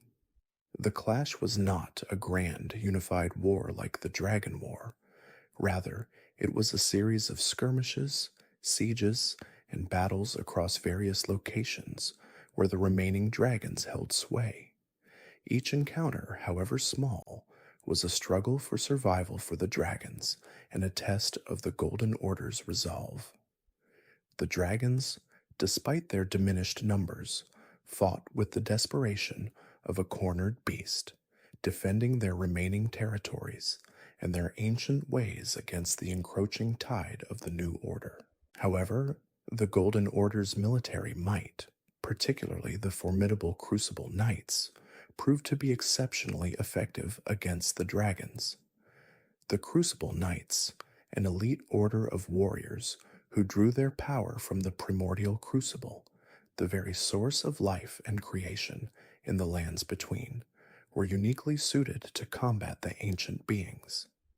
Their armor, emblazoned with the imagery of horns, tails, and wings, reflected their connection to this ancient power, a power that, ironically, bore striking similarities to the very essence of the dragons themselves. These knights, imbued with the raw, untamed energies of the crucible, were capable of manifesting physical aspects of primal life, such as fiery breath, hardened scales, and even wings, allowing them to engage the dragons on their own terms. Their resilience, their ferocity, and their unique abilities made them a terrifying force against the dragons, who, despite their power, were increasingly finding themselves outmatched by the organized and specialized tactics of the Golden Order. The Crucible Knights were not just soldiers, they were living embodiments of the Golden Order's nascent power, a power that was rapidly eclipsing the ancient might of the dragons. As the conflict wore on and the Golden Order continued to demonstrate its overwhelming power, some of the ancient dragons, those who possessed a more pragmatic outlook or who had simply witnessed too much loss, began to consider terms of surrender or alliance. The option of continued feudal resistance against an ever-growing and increasingly effective enemy was becoming less and less appealing. The dragons were not merely physical beings, they were intelligent and ancient creatures, capable of strategic thought and long-term planning. They understood the implications of the Golden Order's relentless expansion and the diminishing prospects for their own independent survival. The choice was stark: fight to extinction or find a way to integrate, to preserve what remained of their lineage and their culture, even if it meant bowing to a new power. This internal debate, this agonizing consideration of their future, marked a significant turning point for the ancient dragon civilization. It was a recognition that their era of undisputed rule was truly over, and that adaptation, however painful, was their only path forward. From this crucible of conflict and pragmatic self-preservation, a momentous pact was eventually forged between Marika's forces and the remaining ancient dragons. This was not a surrender born of utter defeat, but rather a strategic alliance, a recognition of mutual benefit, albeit one heavily skewed in favor of the ascending Golden Order. The terms of this pact were carefully negotiated, a delicate balance struck between the Golden Order's desire for dominion and the dragon's desperate need for survival. It was a testament to Marika's political acumen and the dragon's ancient wisdom that such an agreement could even be conceived, let alone implemented. The pact represented a radical departure from the traditional hostilities between the two factions, a bold step towards a new, albeit uneasy, coexistence. It was a recognition that total annihilation of the dragons, while perhaps possible, would be a costly and ultimately unnecessary endeavor for the Golden Order, and that their integration could provide unique benefits. The primary aim of this pact was to bring an end to the prolonged conflict that had plagued the lands between and to integrate some of the dragons into the new order established by the Golden Order. This integration was not merely about cessation of hostilities, it was about establishing a new hierarchy, a new relationship between the ancient and the ascendant. For the Golden Order, it meant neutralizing a powerful, albeit weakened, threat and potentially gaining access to the dragon's ancient knowledge and power. For the dragons, it meant a guarantee of their continued existence, a reprieve from the relentless onslaught of Marika's armies. The pact was a pragmatic solution to a complex problem, a way to transition from an era of open warfare to one of structured coexistence. It was a testament to the evolving political landscape of the lands between, where even ancient enmities could be set aside for the sake of stability and power. Crucially, the terms of the pact allowed certain dragons to survive and even serve the Golden Order. This was not a blanket amnesty for all dragons, but a selective integration, a careful winnowing of those who would accept the new order from those who would continue to resist. The dragons who chose to enter into this pact were not merely spared, they were offered positions of influence and purpose within the Golden Order's framework. This was a shrewd move by Marika, transforming potential enemies into loyal, albeit powerful, vassals. It demonstrated her understanding that true dominion lay not just in conquest, but in the assimilation of diverse powers. For the dragons who accepted, it meant a chance to preserve their lineage, to pass on their ancient wisdom, and to find a new role in a world that had seemingly passed them by. Among these dragons, who chose to align themselves with the Golden Order, two figures stand out for their significant roles and enduring legacy, Fortissax and Lanciax. These were not minor dragons, but powerful and respected members of their kind, whose decision to join the Golden Order held immense symbolic and practical weight. Fortissax, known as the Lich Dragon, became a loyal companion and sworn protector of Godwyn the Golden, Marika's beloved son. His loyalty was unwavering, a testament to the bond he forged with the Golden Prince. Lanciax, a majestic female dragon, became a trusted confidant of Godfrey himself, a powerful symbol of the alliance between the ancient and the new. Her presence by Godfrey's side spoke volumes about the depth of the trust that had been forged. These two dragons, through their service and loyalty, became living embodiments of the pact, demonstrating that coexistence and even alliance was possible between the once warring factions. Their stories and the roles they played within the Golden Order would become integral to the unfolding history of the lands between, marking a new chapter in the complex and intertwined destinies of dragons and demigods. Picking up in this ancient past, the establishment of the Golden Order by Marika would inadvertently set the stage for a unique and complex relationship with the dragons, one that would see some of these primordial beings integrate, however uneasily, into human society. Among the most prominent figures in this burgeoning era was Fortissax, a dragon of immense power, and as we understand, a sibling to the venerable Dragon Lord Placidusax himself. While Placidusax's dominion was in a time long past, Fortissax's presence was very much felt in this newer age, his strength and influence undeniable. He was not merely a beast of destruction, but a respected entity even among his own kind, suggesting a lineage of leadership and a deep understanding of the ancient ways. Another ancient dragon, Lanciax, possessed a truly remarkable and pivotal ability, the capacity to assume a human form. This was not a mere illusion, but a profound transformation, allowing her to walk among humans as one of them. This unique trait would prove instrumental in bridging the vast chasm between the two species, a chasm of fear, misunderstanding, and often outright hostility.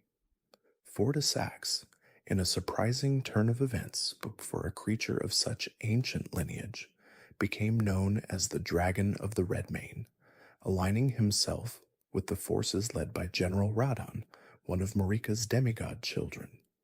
This alliance was not born of coercion or subjugation, but seemingly of mutual respect and shared purpose. Fortissax was a loyal ally to the Golden Order, specifically to Radon, and fought alongside him in many campaigns. This partnership was a testament to Radon's formidable presence and leadership, as well as Fortissax's own discerning nature. To have such a powerful dragon willingly pledge allegiance to a human general speaks volumes about the character of both. Fortissax's involvement in the Golden Order's conflicts would have been a sight to behold, a colossal ancient dragon battling alongside human soldiers, his thunderous roars echoing across the battlefields, his lightning breath incinerating enemies. This alliance wasn't just a military arrangement, it was a profound cultural exchange, a breaking of ancient barriers. The Redmane Knights, Radon's elite soldiers, would have fought alongside Fortissax, learning to trust and even revere the ancient beast. Their understanding of dragons was forever altered. This relationship, while rooted in warfare, sowed the seeds of a deeper integration, demonstrating that dragons and humans could, under the right circumstances, coexist and even thrive together. Simultaneously, Lanceax, utilizing her unique ability, took on a human form to commune directly with the Knights of the Golden Order. This was a diplomatic mission of the highest order, a conscious effort to foster understanding and perhaps even friendship between two vastly different species.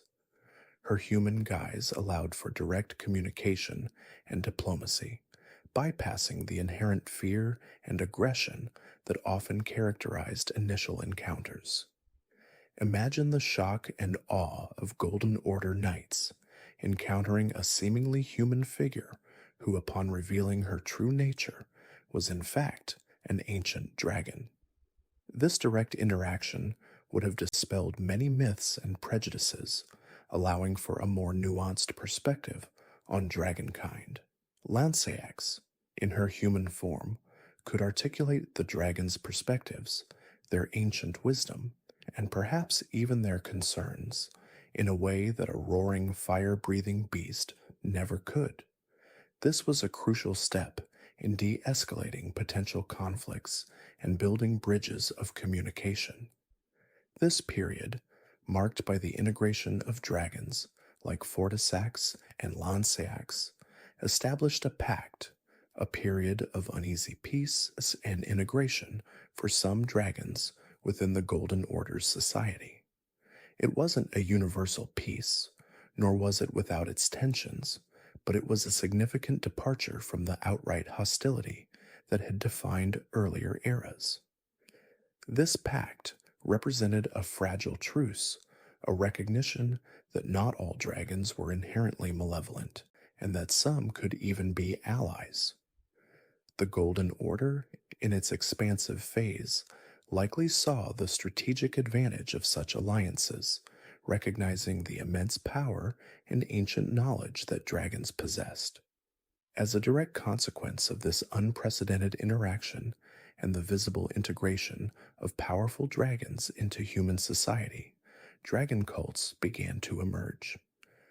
Humans, witnessing the might and majesty of dragons like Fortissax, and perhaps even interacting with Lanceax in her human form, started to revere these creatures. This reverence wasn't just passive admiration, it evolved into active worship, and more remarkably, a desire to emulate their power. These cults learned to wield dragon incantations, powerful spells that mimicked the dragon's lightning and fire.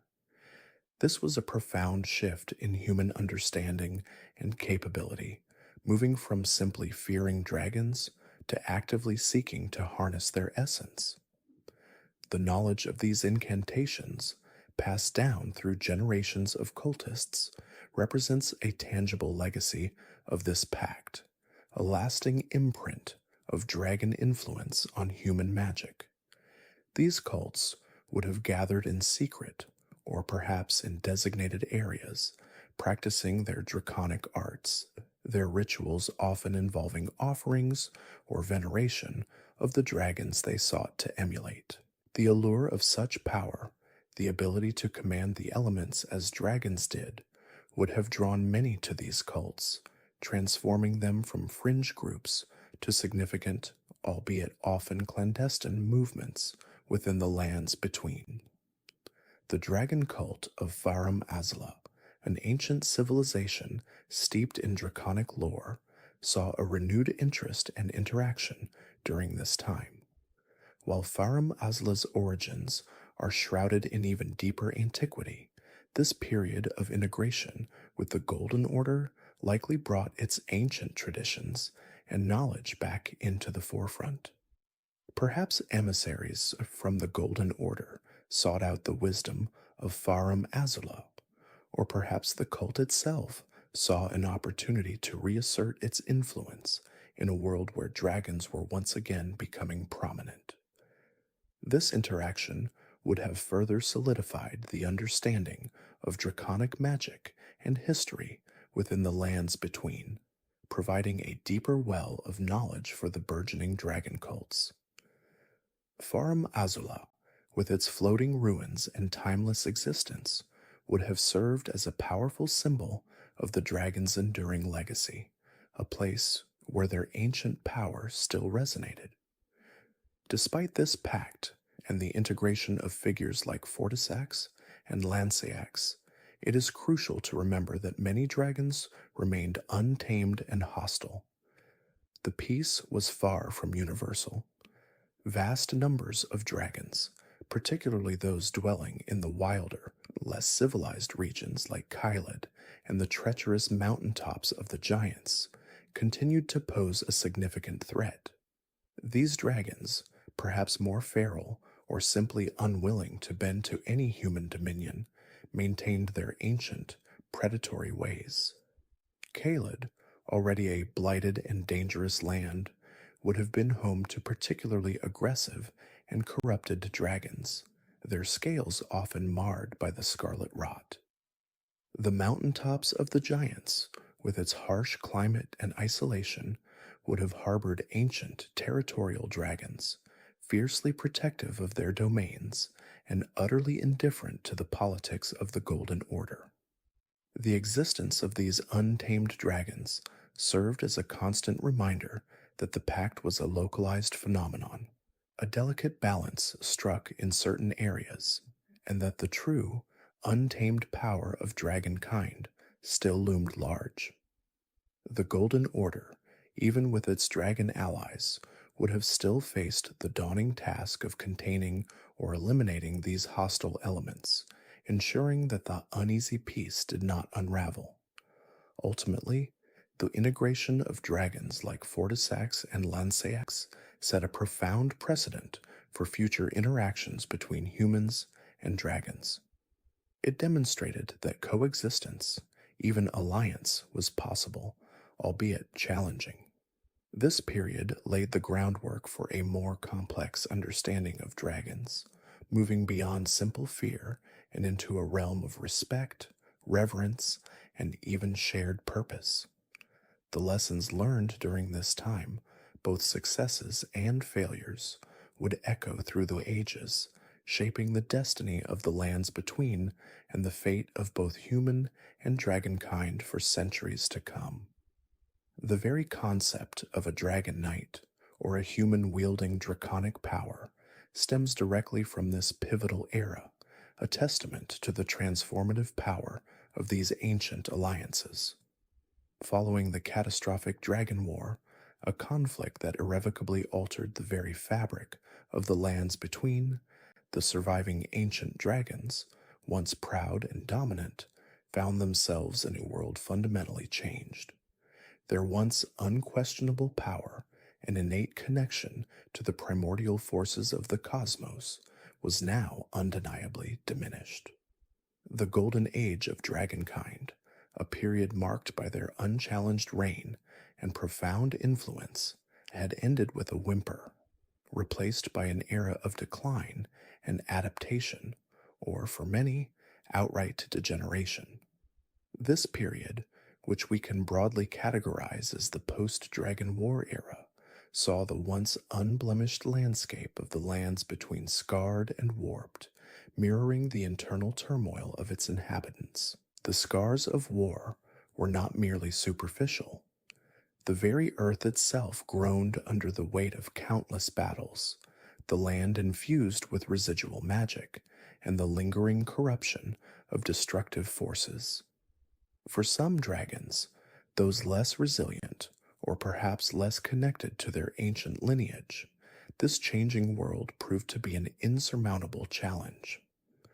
Unable to adapt to the new, harsher realities, or perhaps unwilling to resist the insidious influence permeating their environment, these dragons began to succumb to the rampant corruption. Specifically, they were tainted by the pervasive magma and fire that now bubbled forth from the wounded earth, a direct consequence of the cataclysmic events of the war. This wasn't merely a physical exposure, it was a spiritual and existential erosion, a slow, agonizing surrender to the very elements they once commanded with such effortless grace. This corruption initiated a profound and tragic physical and spiritual degeneration, transforming these once magnificent creatures into something altogether different, something lesser, the magma worms. The process was not instantaneous, but a gradual, agonizing metamorphosis, each passing day stripping away another layer of their ancestral grandeur. Their lustrous, often metallic scales, once a testament to their strength and resilience, began to harden and thicken, taking on the appearance and texture of rough, volcanic rock.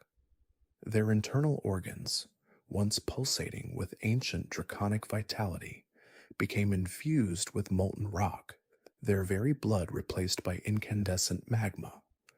This internal transformation manifested externally as well, their bodies often glowing with an eerie internal heat, and their breath, once a torrent of pure, unadulterated fire, now became a viscous, suffocating stream of molten rock. Magma worms, in their debased form, are characterized by these very traits. Their distinctive rock-like scales, their molten interiors, and their absolute reliance on magma breath as their primary offensive weapon. Their physiology is a grotesque parody of their former selves, a testament to the destructive power of corruption. Their movements, once fluid and graceful, became sluggish and earthbound. Their wings, if they even retained them in any functional capacity, atrophied or became vestigial. They lost the ability to soar through the skies, forever bound to the volcanic fissures and molten rivers that had become their new, desolate homes. These creatures are, without question, considered a lesser, degenerate form of dragon. They have lost much of their ancestral grace, the inherent nobility and elegance that defined the ancient dragons, and perhaps more tragically, they have lost much of their intellect. The profound wisdom, the deep understanding of the world and its intricate workings that marked their ancient predecessors was replaced by a primal, instinctual aggression, a hunger for destruction fueled by the very magma that coursed through their veins. They became little more than monstrous beasts, driven by base urges, a stark contrast to the philosophical and powerful beings they once were.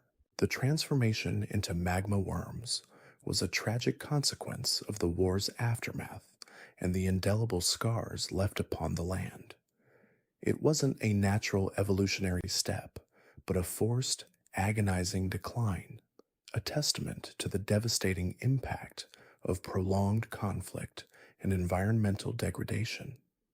Their existence serves as a grim reminder of the price of war, not just for the victors and the vanquished, but for the very essence of life itself within the lands between.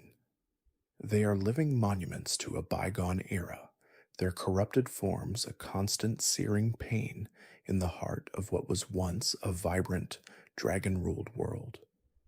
Yet the emergence of magma worms was not the only significant change in the draconic landscape during this tumultuous period.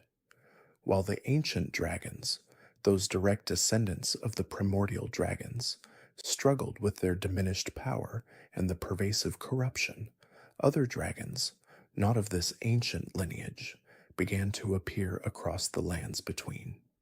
These were not the progeny of Placidusax's kin, nor were they the direct descendants of the dragons who fought alongside Godfrey. Instead, they were a new breed, distinct from the ancient dragons in both form and temperament. Their origins are shrouded in some mystery, but their appearance coincided with a broader trend of decay and corruption that was spreading throughout the lands between, suggesting a possible connection to the weakening of the natural order itself. These newly emerging dragons were often smaller, both in physical stature and in the scope of their power. They lacked the sheer, overwhelming might of the ancient dragons, their attacks less devastating, their roars less resonant with primordial force. Crucially, they also lacked the profound wisdom and ancient knowledge that characterized their predecessors. While the ancient dragons were often depicted as beings of immense intellect and strategic prowess, capable of complex thought and even forming pacts with gods, these newer dragons seemed more akin to powerful beasts, driven by instinct and territorial aggression. They were formidable, certainly, but they were not the awe-inspiring, almost divine figures that had once dominated the skies. Their presence marked a further dilution of true draconic power, a fragmentation of the once unified and powerful dragon species. Their appearance was not a resurgence of dragonkind, but rather a proliferation of lesser forms, a symptom of the world's decline rather than a sign of its recovery. These lesser dragons, a stark deviation from their ancient forebears, were frequently found in areas of high magical energy or environmental corruption, suggesting a profound and unsettling connection to these tumultuous forces. The very places where the fabric of reality seemed thinnest, where the lingering echoes of ancient power resonated, or where the land itself groaned under some unseen blight, became their preferred layers. This was not merely a matter of convenience, but an indication that their very existence was intertwined with, and perhaps even born from, such volatile conditions. For instance, the Dragon Barrow, a region steeped in the remnants of ancient draconic power and now blighted by the scarlet rot, became a breeding ground for these degenerate forms. The lingering magical residue from the Dragon War, coupled with the insidious corruption spreading across the lands between, seemed to act as a catalyst for their proliferation and mutation. Some of these lesser dragons, particularly those encountered in the blighted lands of Caelid, were tragically afflicted by the scarlet rot. This virulent, inescapable plague, a consequence of millennia's devastating battle with Radon, twisted their forms and ravaged their bodies, further illustrating their inherent vulnerability and the fragility of their newfound existence. Unlike the ancient dragons, whose scales seemed impervious to most earthly ailments, these lesser creatures succumbed to the rot with horrifying speed, their flesh rotting, their wings tearing, and their very minds perhaps consumed by the maddening agony.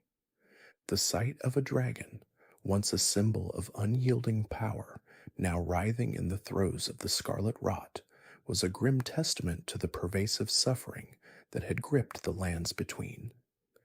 It underscored the fact that even these new, albeit lesser, apex predators were not immune to the pervasive decay that seeped into every corner of the world.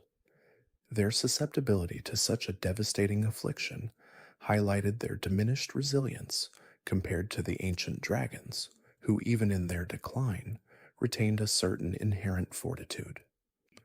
The widespread presence of these new, lesser dragons, distinct in their form and behavior from the ancient ones, indicated a profound and unsettling shift in the draconic hierarchy, and indeed in the very nature of dragonkind itself. The clear distinction between the primordial, stone-scaled dragons of old and the often grotesque, more bestial variants was undeniable. No longer were dragons universally revered as wise, formidable beings, but rather as a spectrum of creatures, ranging from the truly ancient and powerful to these more common, yet still dangerous degenerations.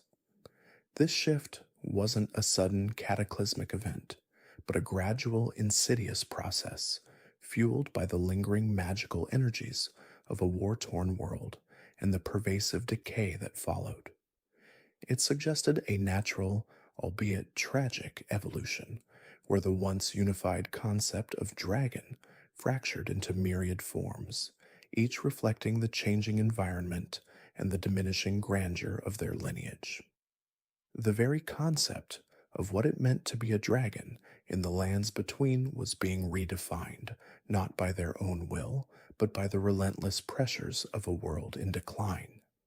Amidst this proliferation of lesser dragons, a particularly fascinating and terrifying subgroup emerged: the magma worms.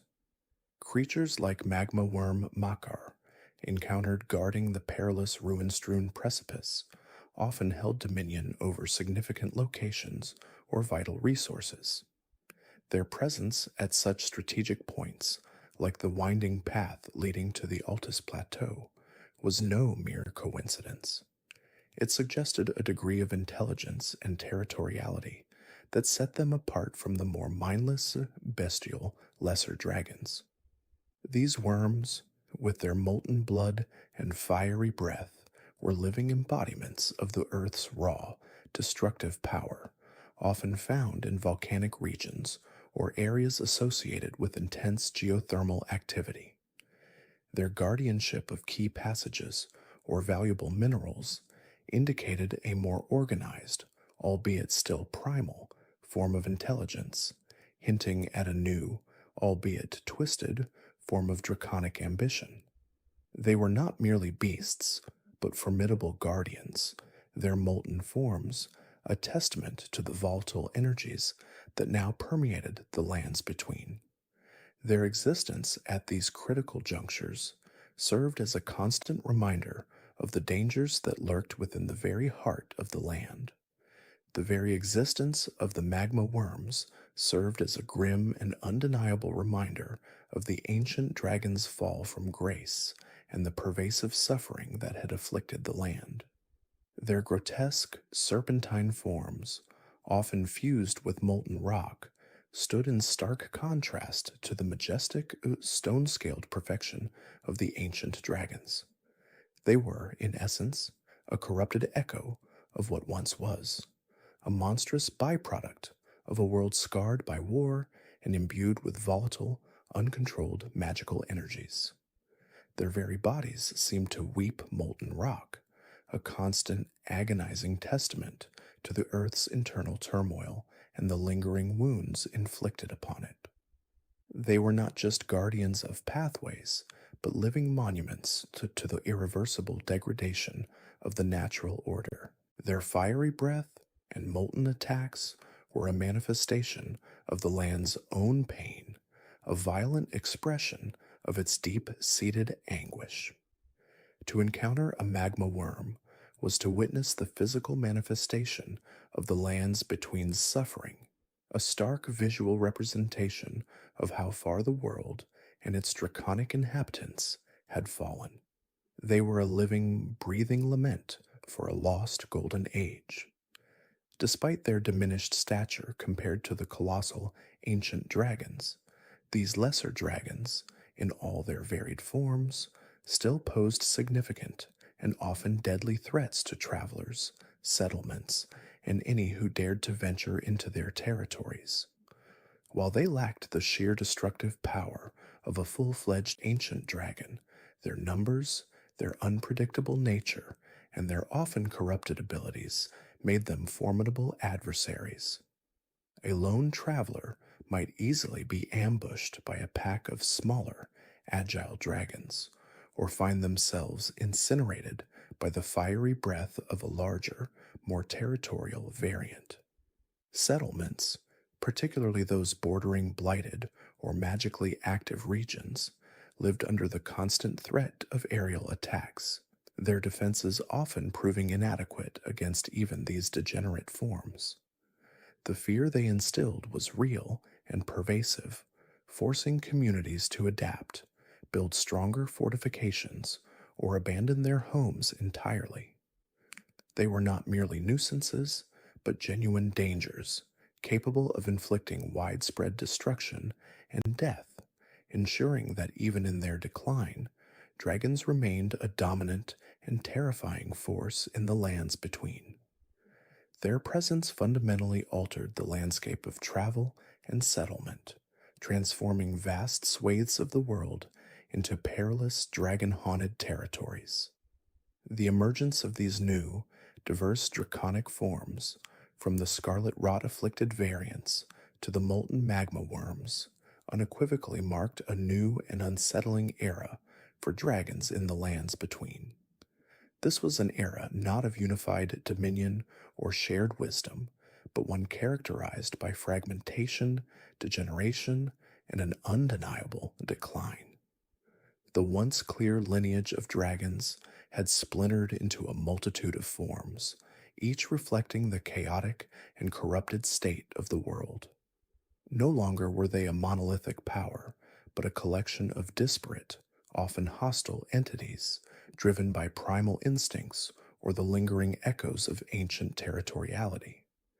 This fragmentation extended beyond their physical forms, hinting at a breakdown in any semblance of a unified draconic society or purpose. Their decline was not just in their power, but in their very essence, transforming them from revered, intelligent beings into something more akin to powerful, albeit still dangerous, beasts. This era was a stark departure from the grandeur of the ancient dragons, signaling a profound and irreversible shift in their place within the lands between.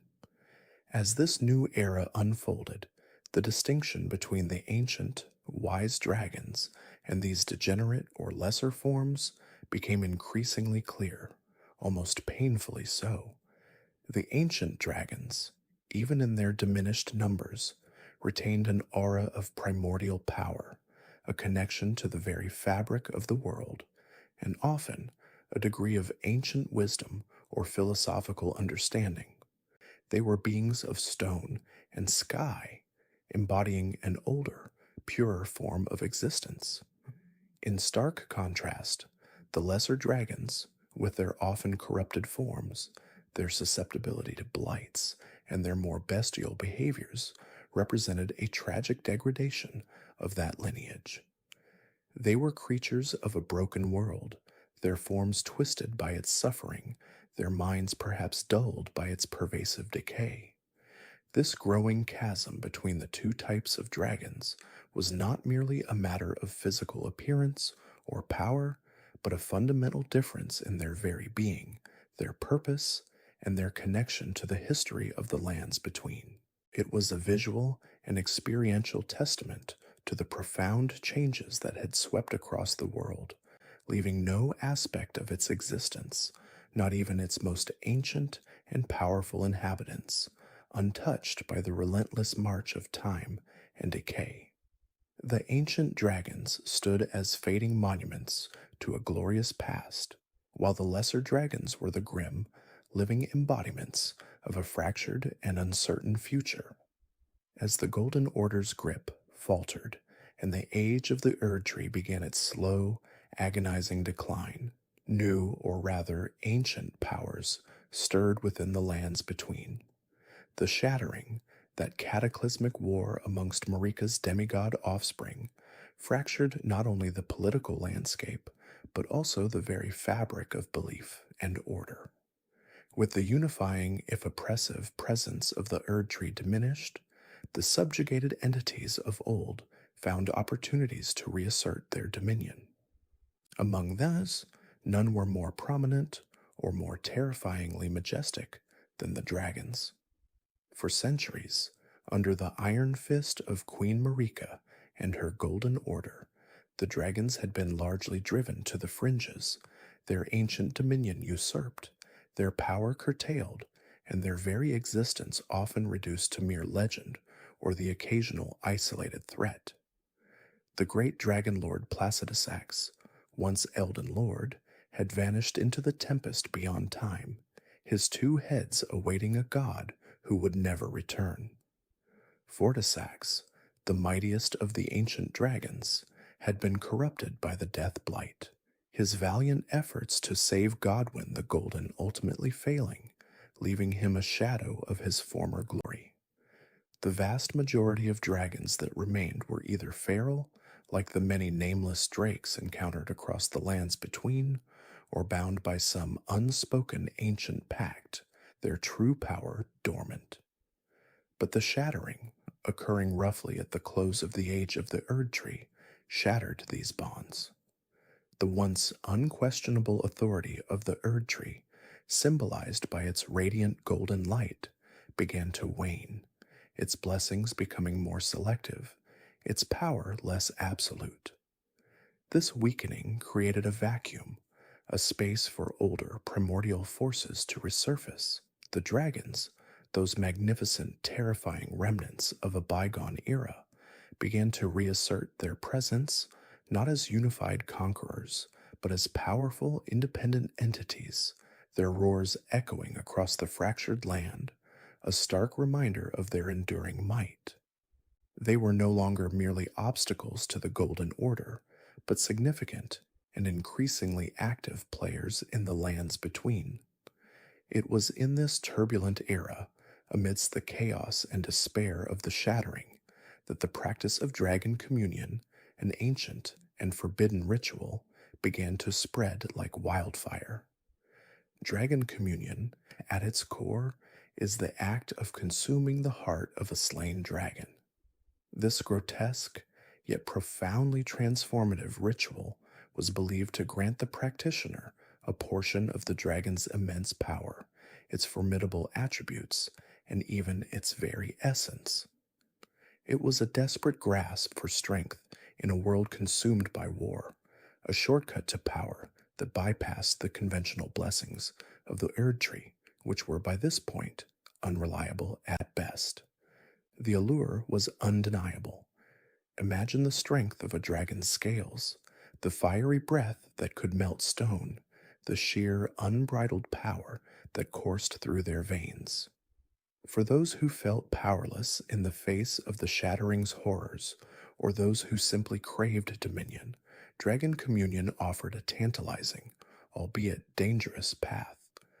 The consumption of a dragon heart was not merely symbolic, it was a physical and spiritual assimilation. Those who partook would find draconic scales sprouting on their skin, their eyes turning a reptilian yellow gold, and their voices deepening into guttural roars. They could breathe fire, spew poison, or conjure glacial mists, depending on the dragon whose heart they consumed.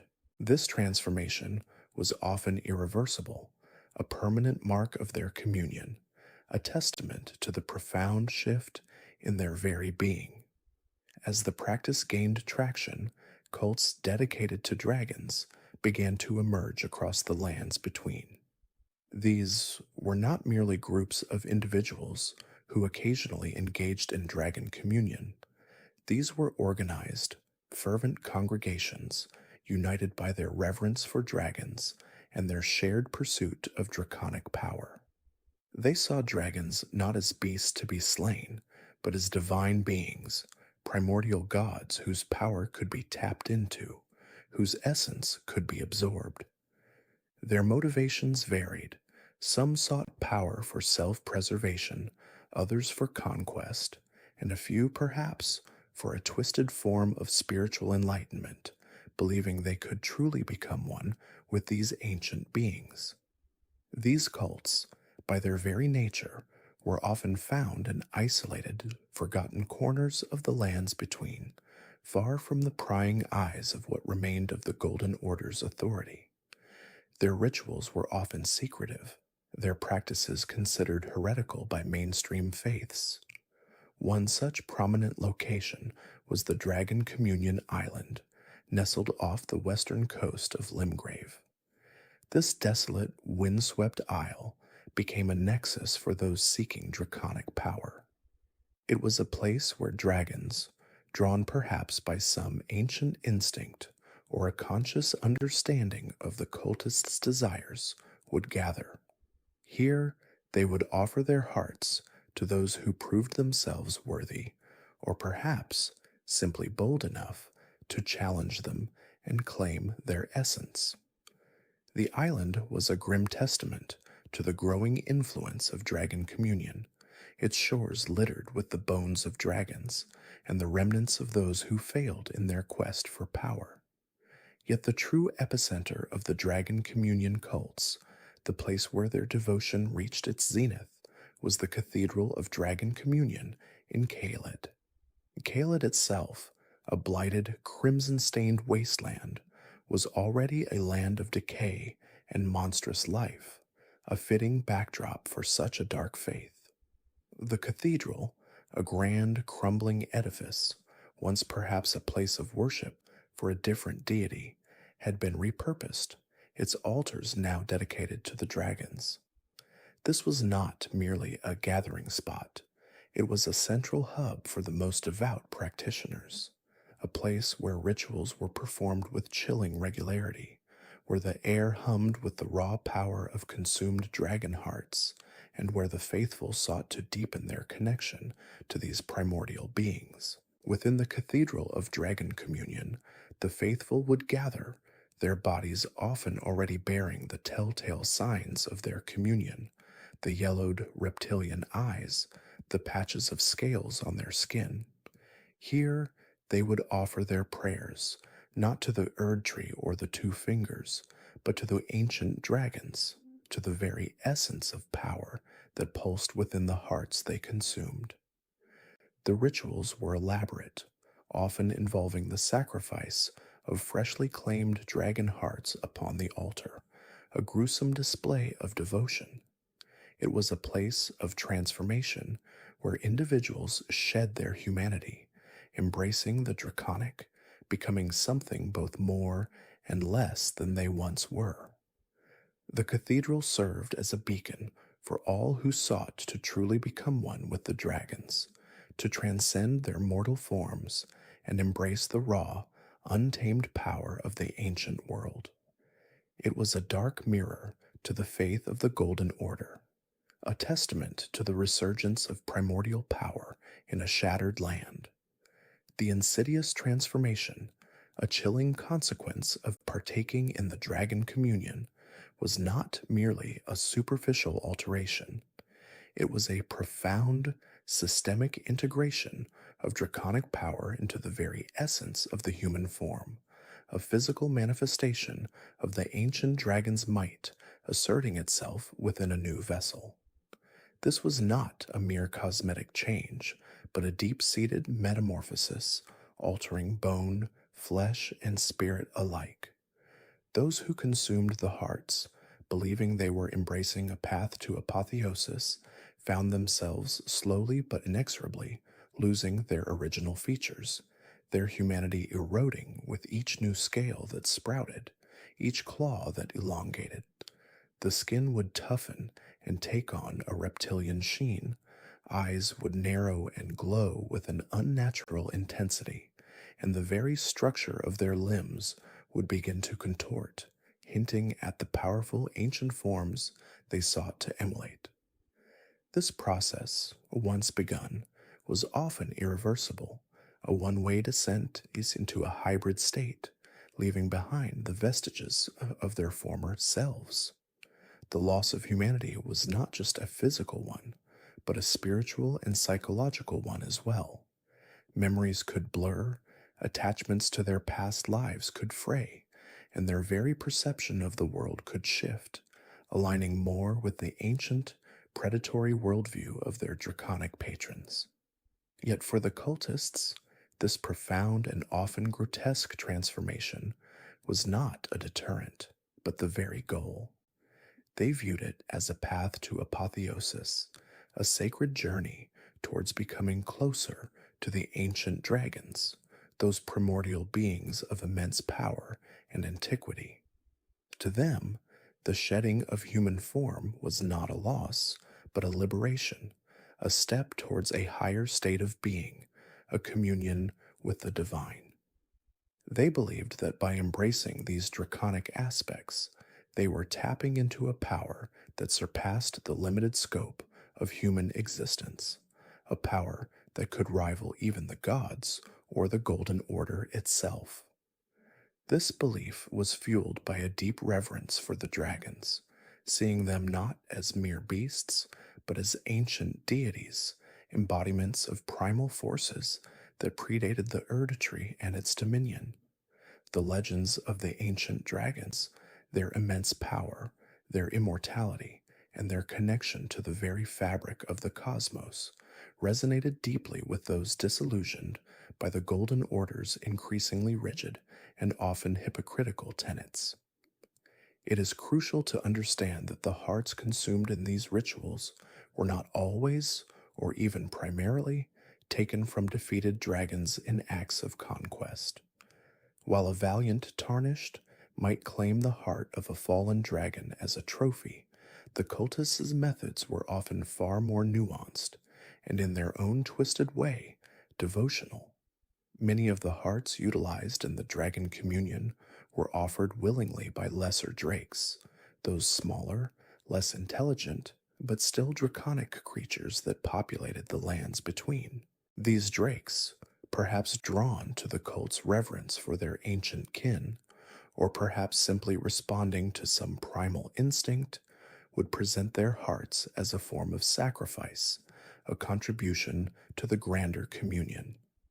This willingness on the part of the drakes added another layer of legitimacy and perceived sanctity to the rituals for the cultists, reinforcing their belief that they were not merely stealing power, but participating in a sacred exchange. The act of offering, rather than simply taking, elevated the ritual from mere consumption to a profound spiritual transaction, forging a deeper, albeit dark bond between the cultists and the draconic world. This willingness also suggests a more complex relationship between the lesser drakes and the ancient dragons than might initially be apparent, hinting at a hierarchical structure or a shared consciousness within the draconic species. Through this ritualistic consumption, the dragon communion incantations were learned and mastered. Incantations such as Dragonfire, which allowed the cultists to spew torrents of flame from their mouths, mimicking the breath of a true dragon, and Dragonclaw, enabling them to manifest powerful, clawed strikes, were not simply spells learned from a scroll. They were imprinted upon the very being of the cultist through the assimilation of draconic essence.